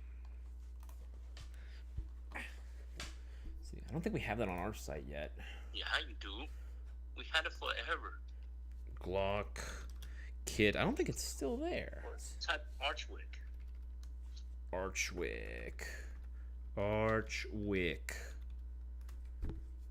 Because we're gonna get a bunch of freaking parts. Yep, bunch of parts. Design Arms PC conversion kit. There. Official license USW. There we go. Okay, it's still there. Okay, and it's discounted too. Yeah, for $269 with the gun. Oh no, it's normal $269. It's discounted to $242. No. It's normal $299 discounted to $269. Which one are you looking at? Archwick Design Arms PC conversion kit for high kappa. Oh, that's for high kappas. You're looking at Glocks. That's why. Okay. All right. Where'd it go? That's fancy looking. Mm-hmm. You can put a RMR on top. There we go. Yeah. And it's on a shocker deal for the next 3 hours, guys. Shocker deals are ending. That's pretty cool. No, this is actually really cool. I like the way that these look, and I think these are really cool. But I've never seen too many players bringing them out. I don't see many players bringing them out to the fields. I think people are just whenever I see, especially indoors, I think, this is my take for indoors. I think these are kind of useless in general for a lot of indoor players because while it is cool that you now have it in a carbine kit, which I would say is more comfortable to carry around, right? Because you have something to stabilize, something to press against your shoulder. The whole point of running a pistol as a primary is so that you have a much smaller profile. This is essentially just making your profile larger, isn't it? You know? Dude, DJ is so right. I mean, I don't get why there hasn't been an SKS. Okay, that's what I'm saying. Thank you. Oh my God, DJ. Yes, you. Okay, I have been asking for an SKS for freaking years now, man. It should be fairly. You've even said it before on our podcast before. It would be easy to make an SKS for companies to go ahead and come out with that. It wouldn't be that hard. Yeah, instead of those ugly. You know how G&G came out with that ugly ass 9mm AK. Don't get me started on the PRKs.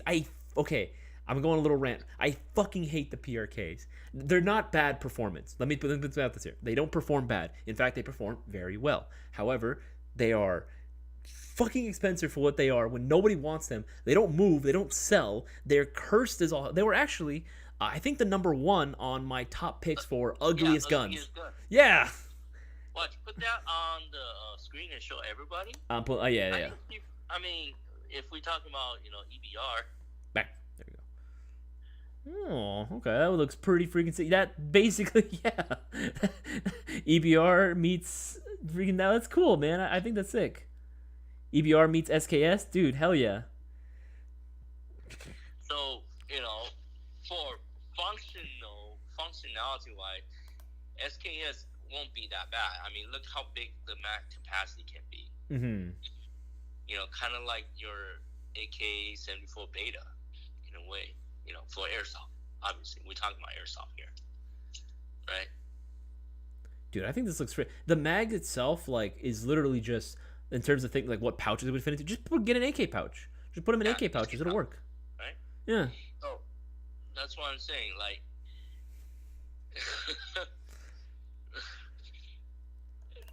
Do you think manufacturer will come up with this? I don't think so. No, because people actually want this. No, manufacturers will say no. But SKS, it's not that hard. I think you can probably make it will be a lot easier to make that into people mention like a semi-auto. Wait, SKS, can you full auto it? There you can modify it to full auto. Yes.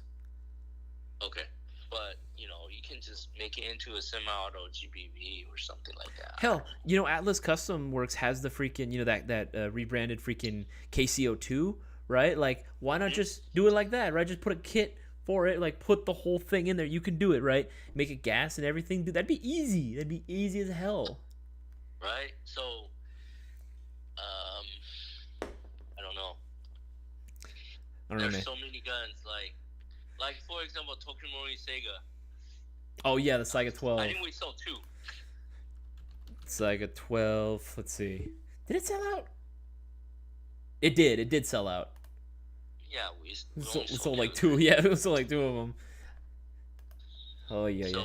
I mean, that one was a cool gun. Don't get me wrong. It was a very cool gun. But I just think that there are a lot of guns that just exist. I think DJ said it, but yeah, he's like, again, prime example. Replica we didn't want or need and could have made something way cooler. He's referencing my rant on the PRK. You mentioned the PRK and now my blood's boiling. Now I'm angry.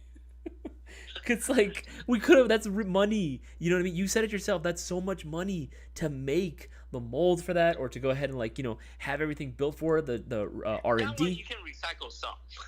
Maybe I could see it. It is a V3 gearbox. So probably, but still, there was money and effort. Like, they had a meeting about this in a marketing room, and we're like, all right, we need a cool ass AK or a cool ass gun. What do we got? And they're like, all right, what if we took an AK, put it in a garbage compactor and compress it real hard. That little crumpled up little thing we get, we sell that. Genius. Let's go out and sell it for $300-$400. None of them moved. They don't move. They don't sell. So yeah, I don't know. I think Darktree or DJ was saying, I believe it was Darktree, right? They should stop coming out with AK like M4s. Unfortunately, that's what people want.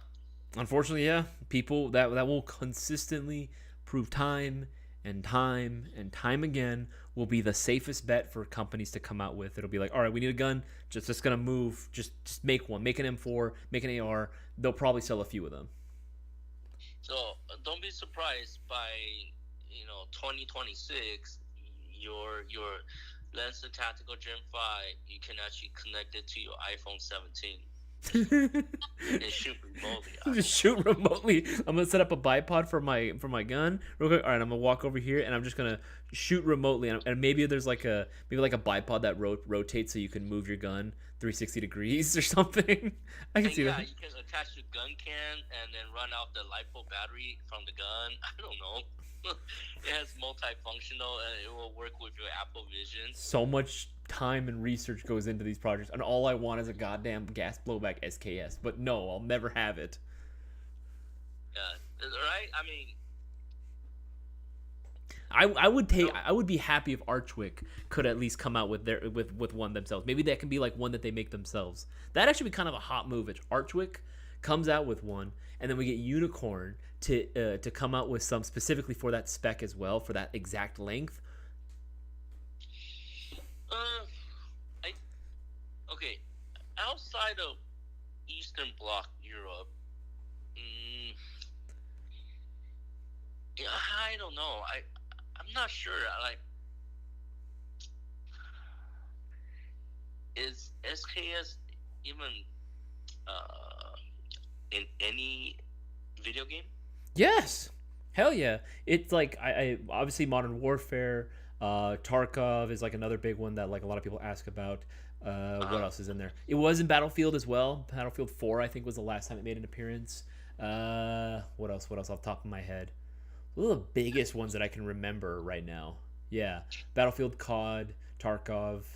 So it checks off like all the big names in terms of like big like video game shooter like franchises for sure. So is it gonna be another mystery box then? Well, you know what they say. Anything that's not an M4 that's expensive is going to be a top prize for a mystery box. Would you guys, hey, guys, tell me if you would like to win a GBB SKS in a mystery box. I don't know. Oh, this one's pretty funny. I saw this comment. This one actually will probably make us feel good. Brandon Hines says, "Hello, I got my Airsoft pistol mystery box, and I got the Army Armament R604. I couldn't be happier. It is awesome. Thank you guys so much." Brandon Hines, you are absolutely welcome, my guy. You are absolutely loved. I love the Army Armament high caps. The R604 is no exception. Fantastic gun. Looks great. You're welcome, my guy. Very happy that you are happy with your mystery box. Yeah, and that's way above 120 bucks. Oh yes, you got a steal on that. You absolutely got a steal, which you guys can as well. I'll go ahead and link the mystery box version 2, guys. Again, ready for y'all to go ahead and take advantage of as well. All right, let's keep scrolling through here. Low doesn't put DD stock on it, but wish I had the chopped version for funsies. I know someone was asking Casper. I believe he said that he wanted the RPD. LCT had the RPD for a little while, but that thing was expensive. That was like I think LCT's most expensive gun that they actually had for a while. Okay, for me, that is not a very, very knowledgeable real firearm guy. What's the big difference between that and an RPD? Just the drum? The drum magazine, if I remember correctly, the handguard was a little bit different as well. The RPD, from what I remember, was basically just like the predecessor to like the RPK. That was supposed to be the predecessor for the RPK itself. And I think later on, there were some design cues, if I'm not mistaken, that was taken from that and used for the PKP. Or PKM. Okay. Yeah. It was actually a cool gun. Because, RPD is built fit. Yeah, it's freaking sick. That was a gun that actually, that kind of got, it's getting a little bit more clout now.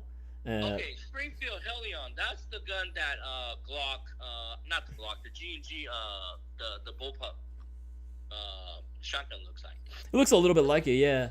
The Springfield Helion itself, I'm still waiting for an officially licensed Springfield Helion because that thing just looks like a gun straight out of Starship Troopers. It won't happen though. Damn it! Another thing we want that's never happening. Again, let me ask you: is it gonna be a top prize or one of the prize? You already know if it's not an M4, it's gonna be a top prize for a mystery box. But I'm just saying, there's like I really want what is it? The Springfield Helion. I really want the Springfield Helion. I really want an SKS, and I know a lot of people want the SKS as well. Enough to make it like, you know, a top seller that's gonna replace the M4. Fuck no. Fuck no. It's gonna be just like that lever action. It's gonna be just like that lever action where it's gonna be like, all right, there's gonna be a few dedicated guys that are gonna instantaneously buy it, and then after that, it's gonna sit for a while, right? And then we're gonna throw it into a top prize for a mystery box, and then years later, we're gonna see all this hype out of nowhere for this one gun platform that we used to carry back in the day, and everyone's gonna be like, yo, why don't you have any more of this? Why don't you have any more of this? Because you didn't buy it at the time, my guy. Because you didn't buy it at the time. So Edom, the NWS mag from Army, I don't know, but they are making the full gun. That's something that I somewhat trust more than Double Eagle and Simon never make GBBR till now. That's why I somewhat don't trust them. Mm-hmm. Double Eagle is the same thing. They were just a copycat company. I don't know. Unlike Army, because Army, they have been building GBB and GBBR for a while now. Well, not really GBBR, like the GBB. They've been building that for a while. So I somewhat trust them. You know what I mean? Mm-hmm.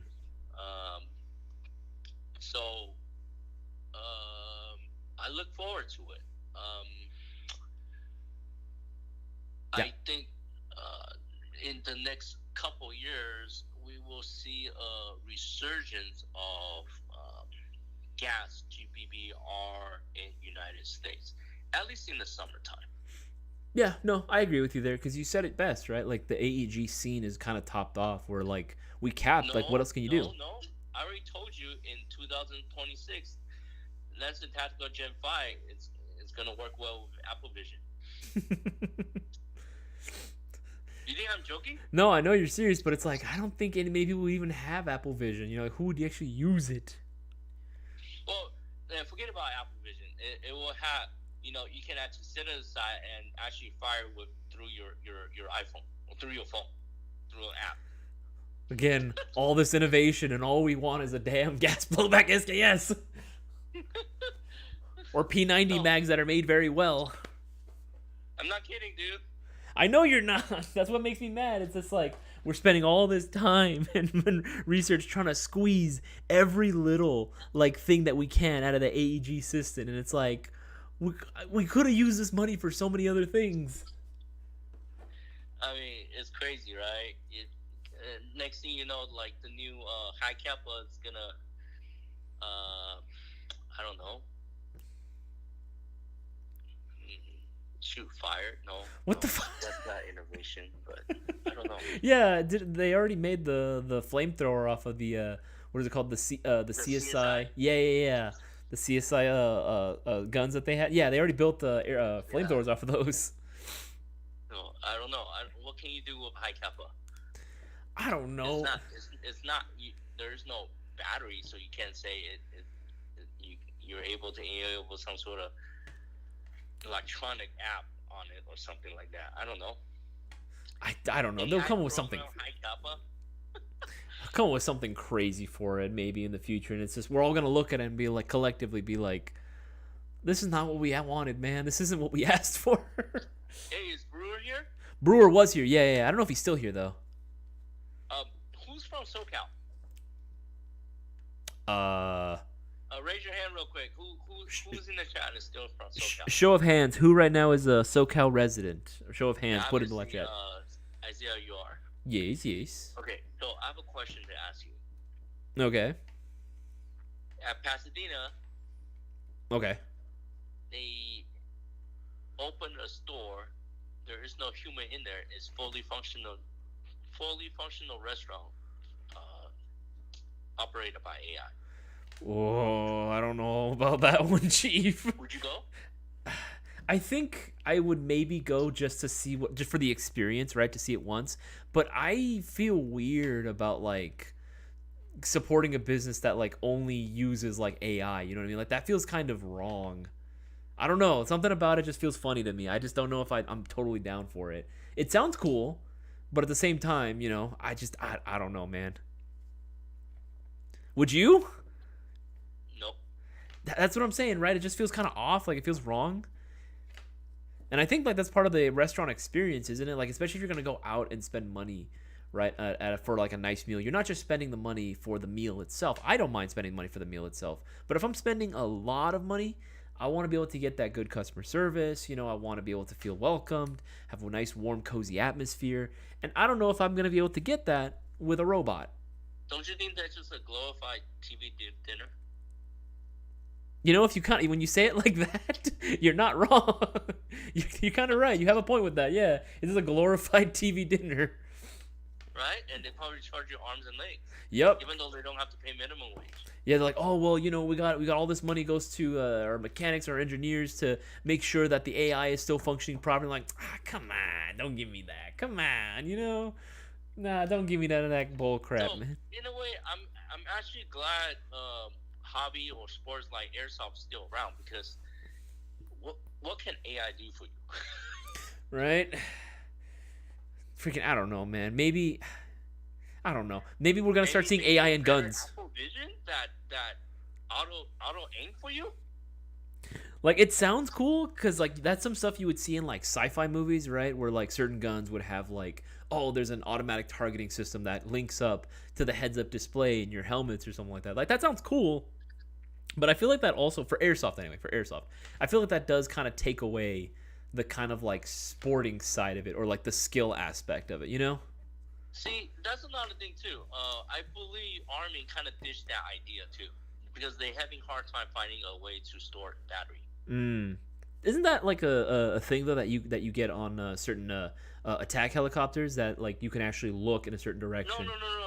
You know how they try to make that Land Warrior whatever system? Yeah.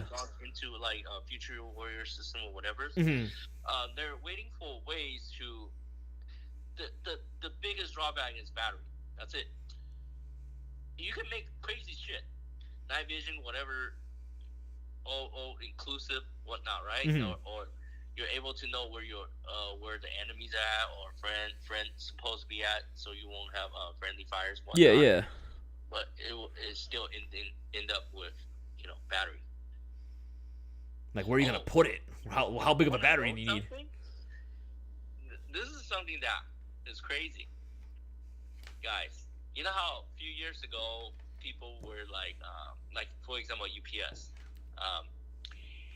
Man, this is the first time we talk nonstop on certain things, and we jump over 40 viewers. It's been a while. Yeah, it's been a while. Check it out. This is what happened. Do you know, like a fully electrical truck right now, the battery weighs about total of 3 cars. Fuck. 3 regular cars. That's how heavy it is. Several fucking tons.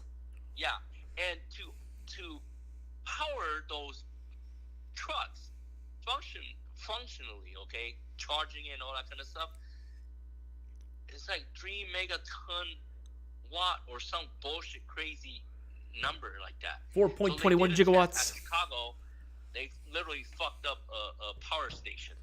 Bruh, no, just by charging? What are you talking about by carbon neutral here? What the fuck? It's like, oh, it's all electric. It's safe for the environment. Bullshit! Absolutely freaking bullshit. I hate when people say that. No, but I get it. Once we are able to perfect like fusion, it makes sense. Yes, but we're not there yet. Yeah, we're not there yet. And now we know, electrical truck needs that much battery it's heavy, and it needs a lot of power to charge it, So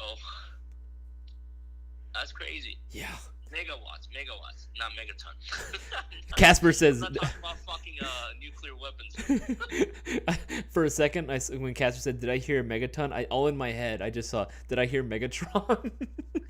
From Transformers. Yeah, no, the AI restaurant is a burger joint. I get it, but isn't the same thing as somebody make a factory TV dinner right in front of you, whatever. I get it. I get why there's certain things that why some Chinese restaurant dies. It's not because the business sucked. It's because the owner just got tired. The chef got tired. And their kids don't want to do it. Mm-hmm. You know what I mean? So I get those parts. I get why we, like if you listen to the NVIDIA's CEO speak, you'll learn a lot. Okay, so I don't want to get to those technical part, but what I'm trying to say is for airsoft, at least technology won't butt us as much. You still need to be physically able to run, to high. You still need to aim. For now, anyway, until they try to. For now, yeah. Until that's the Gen 6 come out, with the auto aimbot. And they come out with their new line of like aero goggles that are supposed to be like, yeah, they're Bluetooth, so they hook up to your phone, which also hooks up to your gun. So now you have this 3-in-1 system, so you can auto aim. I'm like, come on, man. This is what like what the guy is saying in the chat. The whole warrior system, it all runs down to the battery. Mm. The battery is what hampers the whole thing, because on some of the technology they're trying to put in, it sounds awesome, but I don't know how practical it is in future combat. Also, like, if it's go for it. Like, for example, let's say, like now you're seeing Russians destroying the M1 Abrams with FPV fucking drone, right? Mm-hmm. Imagine you go to the Milson West. Can I have drones and then I just tied up fucking bags of BBs that just fly on top of you guys, just drop BBs on top of you? You know what? I'm gonna be real. If you had a drone, because people have brought drones there before for recording purposes, but if you were to say that and show it off that, hey, this can drop a bunch of BBs, like, can I use it? I'm fairly certain Josh Warren would actually say, yeah.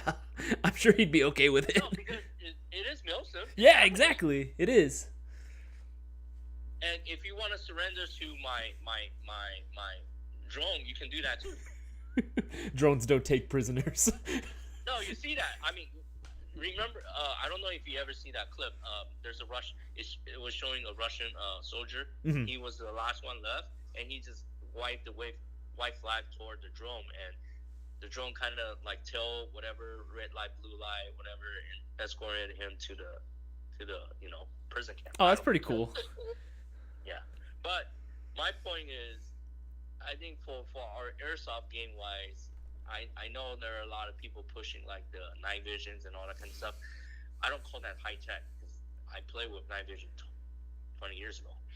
Yeah, and night vision technology, what we're using now, that shit's been around for a long time as well, if we want to get technical about it. Yeah, so, for tech-wise, I think AEG, it's at its limitation. For the gas blowback, AR-wise, at least the MWS system. MWS isn't new, too. It's been out for a long time. Mm-hmm. At least it's a lot more functional than the Western Arms or... like the KWA system is somewhat of its own, but it is from Western Arms also. So it has its drawback and it has its good. I mean, the good point is it's a lot more realistic than the NWS. Oh yeah. I know the G&G system. So far it seems okay. I guess. Mm-hmm. Well, you don't hear a lot about it because there's only how many out there, right? Yeah. And I'm pretty sure a couple of you guys picked it up already from us. You guys probably are the only few that's enjoying this. So I guess GBB may be the next revolution of airsoft. At the I get it. HPA is kind of cool, but at the end of the day, isn't it just like everyone's walking around with a minigun again? Yeah, like I think we've talked about this before, and I think you're right. Like at the very least, even if it doesn't take over entirely, we are going to see a pretty big wave of popularity for GBRs coming out very soon. I mean, not very soon, but coming out in a few years. Mm-hmm. At least it's skillful. Running around with HPA that you just press it down and that many BBs come out. How much skill is involved in it? No, it's true. No, it's 100% true. I still think, obviously, there are some, like, if you put players who have HPA guns against other players with HPA guns, I still think that, again, the more skilled player will win out. But, yeah, it is a system that is like, yeah, this is... It does kind of take away a little bit of that skill aspect, a little bit behind it. I will say. Sound like a boomer now. A little bit, but I mean, it's not wrong. You're not wrong entirely, Like, again, you have a really, really great system there, but also it kind of takes away a lot of the fun aspects that I found out of Airsoft. Like, I know that it's cool to run with that type of, setup, but I still think that there's something to be said about, just rocking around with a gas blowback gun, right, that has a fully, functioning bolt that, reciprocates back and forth and back and forth. That adds that sense of realism that you don't get with anything else, really. Now, at least with Colonel McKnight, the 4 assists will still not work. Dude, that shit's fucking... I died when you told me that. I was like, oh no. That this were real, he'd be right, but it's not. Damn it. It's still... GBR still can't do that because if you have a BB jet, it doesn't matter. Yeah, even if he had a GBB, it wouldn't fucking matter. Damn it. I was gonna say it's the most realistic thing in the... Nah, not 100%. It's not 100%, but it's still, out of everything Airsoft-wise, that is. Yeah, I don't know how many of you guys are still here. Just imagine the game without AEG. Now it's just all GBBRs, right? Yeah, you really have to change mag now, and you really have to know your gun. And when it starts cooling down, you gotta change mag. Yeah. And you gotta know your shots. Now your shots have to count because now you don't have unlimited. Kind of like you're not walking around with Terminator with everyone is T1000. Which one is the one with the minigun? T2? Oh, when he first used it, yeah, that was T2. When he's in the police right? station, yeah. T1000 don't have it, right? Yeah. T1000 sucks anyway. It's all about that T800, baby. Wait, is that the newest one? Okay, so the T800 is Arnold Schwarzenegger. The T1000 is the liquid metal one, the one that freaking he fights in T2. That one he didn't have the minigun? He had the minigun in the second one, but that was Arnold that used it. Oh. Yeah. He kicks the freaking chair or something out the window, and then he starts shooting all the cop cars with the minigun. Oh, okay. But yeah, guys, just think about that. Everyone it's kind of I understand the fighting is kind of primitive. Literally going back to somewhat of you gotta know your engagement range. You gotta know how your gun functions. You gotta be real familiar with how the performance of your rifle is at that point. You gotta be real familiar. Yeah. Is that fun? I actually think that's some sort of different skill. I think so. It requires people to know more about their gun. It requires people to be more familiar, how to treat their guns. I think it'd be cool. And there are a lot of people that will hold private games or private matches for whole days on fields, private parties, and they'll have the one rule is gas blowback rifles only. It's cool. I see the way they play. It's definitely a lot slower paced. You don't find as many guys rushing up. Exactly. A lot more hide and seek. Yeah, so I actually enjoy games like that. Like, for example, BSC is coming out with their AKs, right? Mm-hmm. I'm pretty sure Lancer may carry them. It's weird, right? It's not Umarex, but yeah, maybe Lancer will carry them. So, I mean, gas blowback AK isn't something new. It's being out there. So, it's just not a factory is going to offer it. But Now you have the M4, you have the AK, now you have the BNT, and all those other small SMGs. Just imagine this: you can actually have a full Deku loadout with GBVR. Yeah. Yeah, you can. Like that, everything that they use is in GVR form. Yeah, it's possible, or gas form, right? It's possible. So that's kind of cool. I think the only one that is there a GBB? Is there a gas power saw yet? No, huh? Gas powered saw? No. BSC has one. Yeah, they do. That one came out a few months ago. It's pretty expensive. Yeah, and it's a little lackluster too. Yeah. Some people bought them, right? Some people bought. I mean, I understand why. It definitely sounded really cool, but after using it, I was like, because my friend bought one, and I got to try it out. I was pretty disappointed with it. Like, it's fun, but it definitely doesn't feel like it warrants that price point. See that? Now I'm going backwards on what I'm saying. Damn it, I'm oxymoron the whole night. That is something I don't mind HPA. LMGs? Yeah, no, I get that. I think for a lot of LMG, I will say this. I don't know if I would say every LMG needs a HPA. I think it's the best option to do it on. But I think specifically if you're going to have an MMG or some type of support weapon that's mounted somewhere, like on a vehicle, I think that at point it definitely needs to be HPA'd for sure. That's what a lot of guys at Milsim West will do. We'll see technicals driving around with 240s or 249s, and they're all HPA tapped, and that makes sense. But you know what's really gay? HPA tapped M4 GBVR. I'm not the biggest fan. I'm not the biggest. I think that's kind of lame. You gotta insert the mag, and then you have to no. When you drop the mag, you gotta unhook the line, and you put a new mag, and you have to put that line back on. I don't know. That's just. Yeah, it's not the biggest. Like, it seems a little backwards. You can literally break the mag, possibly, because if you snag, that is the weakest point. Yeah. I don't care what it is. It's gonna break. That's the biggest reason why whenever people ask me should I use HPA for Milsim games, I say you can if you want to, but I just don't trust it altogether, because you're right. If it gets snagged on anything, you're screwed, right? You're absolutely screwed if you get snagged on something, right? Like that. I just don't trust it. Have their GBB. That's what I'm saying. You can do it, but the weak point is because it doesn't feed into the gun itself. If it goes into the gun, it's a lot. Kind of like what's going on right now with the HPA engines to the AEG. At least it goes through the gun, so you don't have to worry about weak point as much. But if you have like an NWS and you tap your mag with HPA system, when you run around, there's only a little tiny thing hold your line and the mag. You can't break it. Yeah.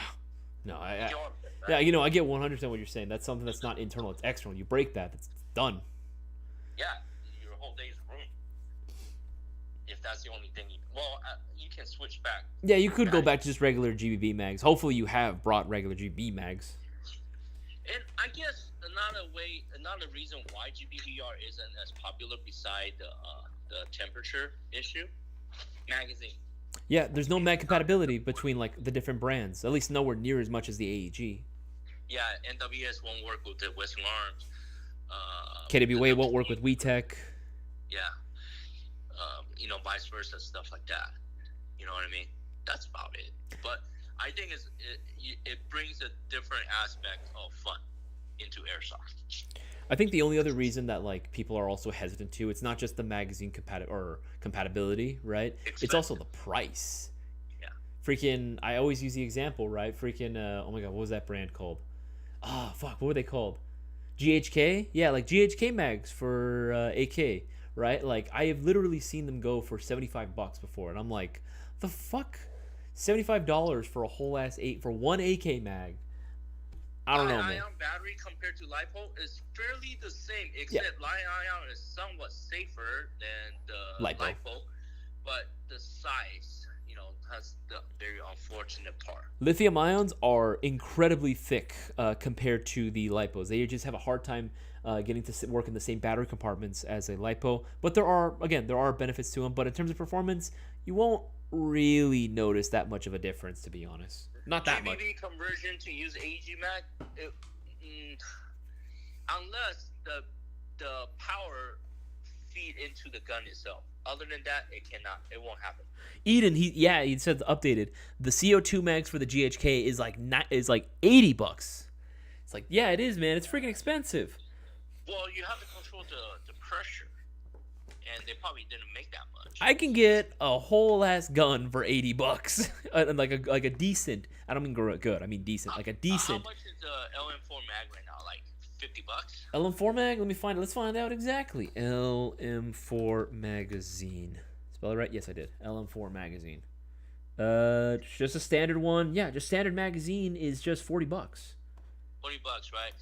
I think, let's say if there's a proliferation of NWS systems, let's just say that in the United States, I still don't see a mag cheaper than $35. I think 35 is fine. I think that's a fair price. $35, $40 is fair. See, here's the thing, Isaiah. Each mag will feed only around 50 BBs. For GBR, you're paying for, again, realism, right? So 30 to 40 is what I expect. Yeah, so I get it. I get that part. Now, let's say if a regular soldier go on to a patrol, they carry 300 rounds. So in airsoft way, that's 6 mags. Is 6 mags enough for you to play airsoft game? I'm not sure. Considering there are only 30 rounds, yeah, for an average walk-on game. 30 minutes or 30 rounds? What are you talking about? What are you talking about? No, I'm saying for an average, just walk-on, field, is that amount of mags, going to be enough? I don't know. 6 mags, only 300 rounds. That's one high cap for AG. Yeah, I don't know because even one high cap, even though you could, if you were very, very conservative with your shots, you probably could get a high cap to last you.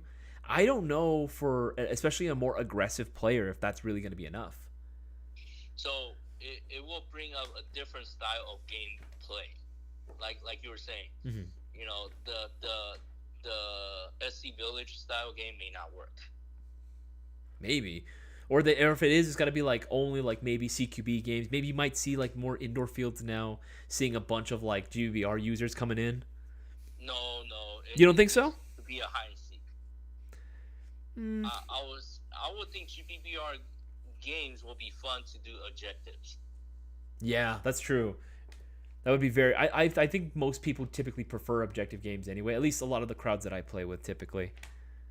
But you guys are tip of the iceberg. That's the problem. So I know a lot of you guys are Unicorn making a barrel for 12-inch MGCR, 12-inch MGCR. What's that? 200. Eden, check our website. We have 2 links right now. MGCR freaking barrel. There we go. MGCR barrel.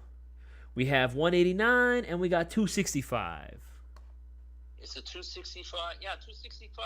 It should be for the 12-inch, right? I'm gonna do conversion real quick. 12 inches to mm. We are looking at 304 millimeters, 12 inches. No, so 12 inches you would need a little bit more, but could you get away with the 265 if you needed it to be 300? Do you think there's 35 millimeter difference? Well, the problem is even in Asia, that gun is so unpopular right now. It's just not enough out there. Yeah, it's so new. Yeah. So back to what we're discussing here. I think GBBR will bring a new style of game, and hopefully that's something that us American will like. I don't know. I would be cool. It would be cool to see. I would definitely like to partake in some of those games, more objective based or more hide and seek based. Quick. I think it'd be cool. I think it'd be really, really cool to get that added realism. It won't be quick. No, it'll be a lot. It's not gonna be as quick. It's not gonna be as quick. It's not gonna be as quick. It's gonna be a lot slower pace, which I'm okay with too. Maybe I don't know. Maybe there's gonna be still that like holdout of people that just want faster like games themselves that go like quick rounds, maybe. But maybe it's not for them. But I'm down with it. I'm down with it. Yeah. All right. I actually only want to bring up one point. Now we talked the whole freaking night. I was gonna go freaking exercise. Okay, you can still do it. No, it's too late. Nah, I'm about to go work out too after this as well. All right. I mean, I think it was a fun chat with everybody. It's something that we hope. I understand that liver action AR like the worst GBBR won't be popular. Just like the BNT gun from Archwick. Mm-hmm. I just hope you guys can support those things a little bit more, so they don't just end up in mystery. Top prizes only. Well, mid to top price depends on the price, Mm-hmm, right? mm-hmm. I'll be honest with you. I hope people, let's say, if they win a storm in the mystery box, I hope they don't hate it. I would be if I see someone hating that storm, like if they get a storm in a mystery box and they start hating on it, I'm gonna be like, all right, cool, give it back. No, I don't know. I have my reservation on stuff like that. It's just like for example the liver action. Imagine if again it's like high, let's say low 400. Oh my god, single shot and you have to pull this. It's so useless in airsoft battlefield. Yeah, definitely is a little bit too niche, honestly, in my opinion. But hey, whatever happens at that point. Maybe who knows? Maybe this will be the one model that G&G comes out with that, like, other than the MGCR, that just flies off the shelves. Maybe, I don't know. Probably not, but would it sell more than that ugly AK? Maybe. It better sell more than that ugly AK, man. Because I want to see G&G just make a public apology for pulling out that PRK piece of crap. I just want them to be like, I'm sorry we made this. We wasted our time. We wasted our resources. We'll never do it again. We're pulling the plug. We're not making them. We're discontinuing them. Then I'll say, okay, thank you, G&G. Thank you. I hate that gun. See, Brewer say if Phil did an OG BBR only games, this is something that the concept of Mayo Gang, right? Let's say if we know somebody owns an orchard field or some land out there. Imagine we can literally run a GBBR only game or some sort of game that we all enjoy. I miss the private games. If Brewer didn't if he still owned or he still had the brewery, I would have totally been like, yo, Brewer, can we like borrow your brewery and shoot? Small, bro. You gotta have a few acres of land. No, but can you imagine if we did like some cool like private games like in a factory, like a brewery? That'd be awesome. Get arrested right away. Yeah, it's fine. We'll tell him we'll tell him we're shooting a movie. We're filming in here. But yeah, that would be cool. Well, I guess because if we do a GBBR only BB Wars, it's gonna be like 20 cats. Yeah, that's it. There's only 20 people. So if it's a private game, it makes more sense. Oh yeah. Again, if anyone in like local to SoCal has any private property, you know what I mean, like a good amount of acreage of land, maybe hit us up, DM us. Maybe we can work something out. Feature. Yeah, see, so that AK Radic. Acradics. I like those deliberate, slow, whatever, hide and seek type of game. I love it. Yeah, kind of have to try to find something. I think it'd be cool if there was objectives mixed in with that, right? Maybe you got to find like a BB cache or somewhere, right? Like that, or you got to locate some type of item, tactical hide and seek. Maybe I think those are cool. I like those games a lot as well. I definitely do indeed. I much prefer more objective based gameplay more than anything else. Yeah, maybe we can pitch to Tactical League and they eventually when the GBBR, and let's say if we get the Mail Game MGR for MWS. Yeah, something like that. Yeah. If it gets popular and we can probably run GBBR only game. Hell yeah. I don't know. This is all dreaming. But Of course. I think we'll probably see Gen 6, Lancer with Autobot. With fucking auto aim technology before we even find something like that. No, I that sounds about right. That sounds about right. I don't think auto aim technology is not that hard. Yeah. Well, if you can, you just need to have a stable base. Let's say you go buy a tripod and have a motor mounted to the top of the tripod, and then the phone controls. One sec. Someone's at my door. Give me 1 second. Oh shit. Fuck. FBI's there.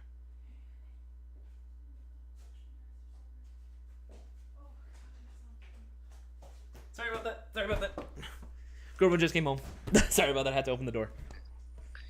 No, I'm just saying aimbot thing is auto aimbot may not be that hard. No, I don't think it's really going to be that far off if we're really... Like, all you have to do is have, like, a sensor or camera, right? And then if you have it hook up or, like, link up via Bluetooth to your goggles, right? It's kind of like playing any FPS game. You're going to see a crosshair just kind of moving around. And in the center of that crosshair is where your BBs would generally go. It doesn't sound that hard. Yeah. Or kind of like the what's that guy up north? The whatever gamer. What's his name? House Gamers? Yeah, House Gamer. Remember he did the RC remote control car with the Airsoft? Oh, yeah. I do remember this. Yeah, something like that. It wouldn't be too hard. All right, so I know Prime Tech wants one. Brewer wants. I mean, not Brewer. Chef wanted one. The liver action. So make sure you guys buy it, okay? Yeah, when we get our shipment in of G&G lever actions, make sure you go. I want to see you guys specifically, Chef, to make sure to go ahead and make sure that you guys are the first ones to go ahead and place your pre-orders when we get them in. Just saying, right? So far, we sold 0 BNT guns. So, yeah, unfortunate. Yeah. Jesus. But we are dropping a new mystery box. And inside you will find a lot of new products, like the LCT with the gate, like the Storm. What else is in there? Storm, new LCTs with the gate. You are gonna get these. Oh my god, what the frick? Why am I blanking out? Oh yeah, the new Poseidon rifles that are gonna be added to the site very soon. Fab arm shotguns, gas shotguns. What else? Oh yeah, the Tokyo Marui BSR 1s bolt action rifles are gonna be in there as well. Those are not new, but it is somewhat new to the States. Yeah, locally it's new. Well, yeah, I guess you can say that. But yeah, this mystery box is going to be going live Monday. It's going to be the new release. We don't know yet. Maybe. Let me see the date. Maybe Tuesday. Maybe Tuesday. Probably squeeze in that microgun in there. Oh, yeah, maybe. It would be too cool to actually have that microgun on there. That's a cool hot prize. That's a cool first prize. You sure? I think it's cool, man. Why do you not like it? I put on the Discord people saying they will buy it for $1. That's just a meme. That's just a meme. That's just a meme. So? No, 100%. That's just a meme that people put up. I don't know how many people. No, obviously, like you said, right? If it ain't an M4 or an AK, it's gonna be a prize in a mystery box. But I still think that those are actually really cool, and I think people were just memeing because it's funny. It's funny to do. I have $1, right? I'll pay you $1 whole for that, right? That's just being them shitlords being funny. Mm-hmm. So I guess I'll see you tomorrow. Damn it. Yep, no worries, dude. Go ahead and work out. No, I kind of don't want to see you tomorrow, but I guess I have to see you tomorrow. Oh shit! All right. Well then, all right then. No, but more and more, like for a while, I remember I even came clean with you. Sometimes talking to you is weird, but I think you are, guys. The last few times Cisco played Airsoft, where the BB works. Isaiah actually loved Airsoft, and he talks, eat shit Airsoft, kind of like Boaz. Yeah, we can talk about this pretty much all freaking day. It's crazy, but I can't do this all the time. No, dude, you're good. I'm just built different, man. That's what the kids say. I'm just built different.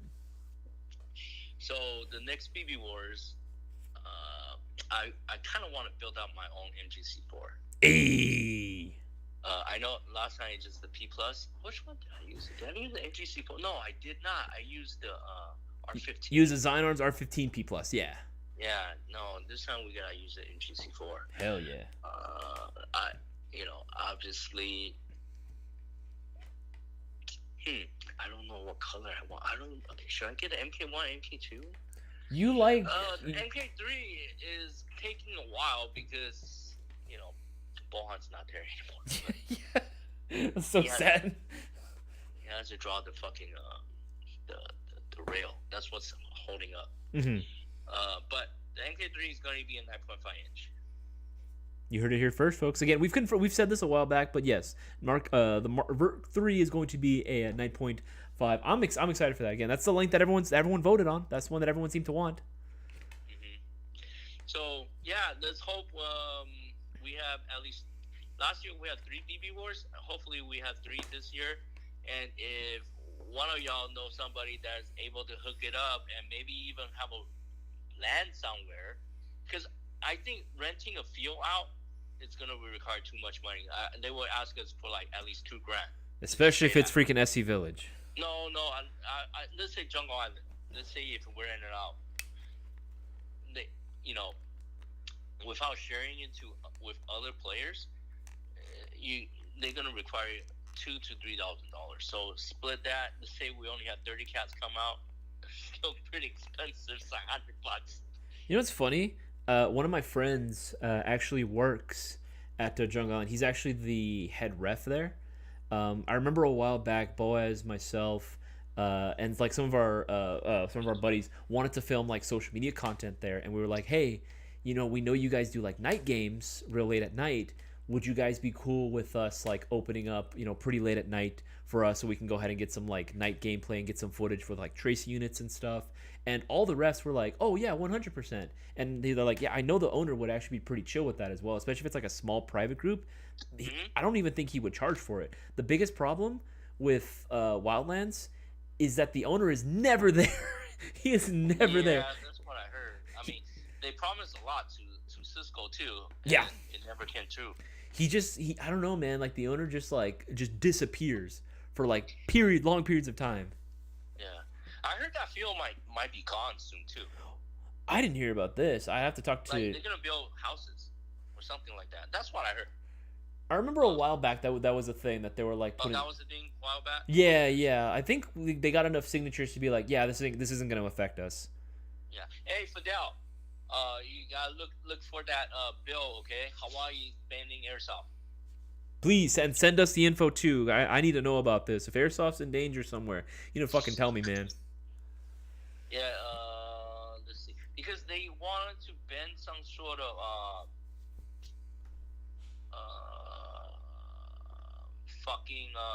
like some sort of accessories cannot be like on the gun or something like that. The fuck?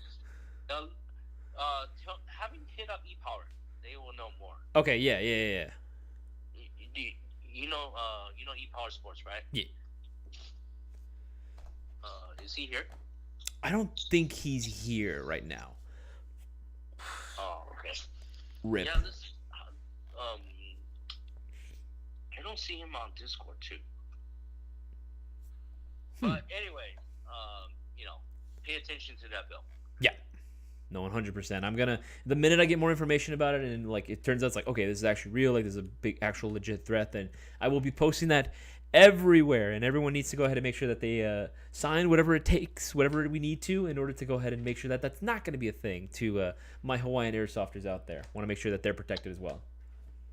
All right, have a good night. All right, man, you have yourself a good night. Yeah, talk about airsoft to you like this long. No worries. I'll see you in the morning, dude. Talk more about airsoft. Bye-bye. All right, guys, that is going to be the end of the stream. Guys, remember, there's still opportunities for you guys to go ahead and save big right now with Airsoft GI. We have a ton of discounted items that are literally expiring at the end of the night, so in literally just like a few hours. So don't miss out. Make sure to go and place those orders now while you guys can, and don't miss out on all the amazing savings. You can still get 10 entries in the shopping spree giveaway when you order yourself the Mayo Gang Airsoft Pistol Mystery Box version 2. But again, time is running out. The shopping spree giveaway live stream is going down this Thursday, so that's like 2 days away. Technically speaking, less than 2 days away. Guys, it's been absolutely real. Big shout out to everyone that placed their order during the duration of this live stream. You got the extra entries in, especially if you followed that promotion going on. And big shout out to everyone that watched the live stream. I always appreciate your viewership. Again, make sure to go ahead and leave a like on this live stream if you haven't already. Make sure to share this around with as many people, even after we're done with the live stream itself. Make sure to go ahead and just share it around, let people watch. That way they can see what's going on with this. I had an absolute blast talking this much about Airsoft. This is genuine stuff that I like to do. This is genuinely what I love to do. But yeah, it's been freaking awesome. I'll be seeing you guys tomorrow. I'm actually going to be doing another live stream in store. It's going to be a noob-centric live stream. Again, it's going to be mainly catering to a lot of the newer players. If you know anyone that's a newer player, or you yourself are a newer player and you didn't get your question answered, make sure to swing by tomorrow, 4 to 5 p.m. Pacific Standard Time. I'll be answering some questions there as well. My name is Isaias, and I will see you guys all on the next one. I appreciate every single one of you.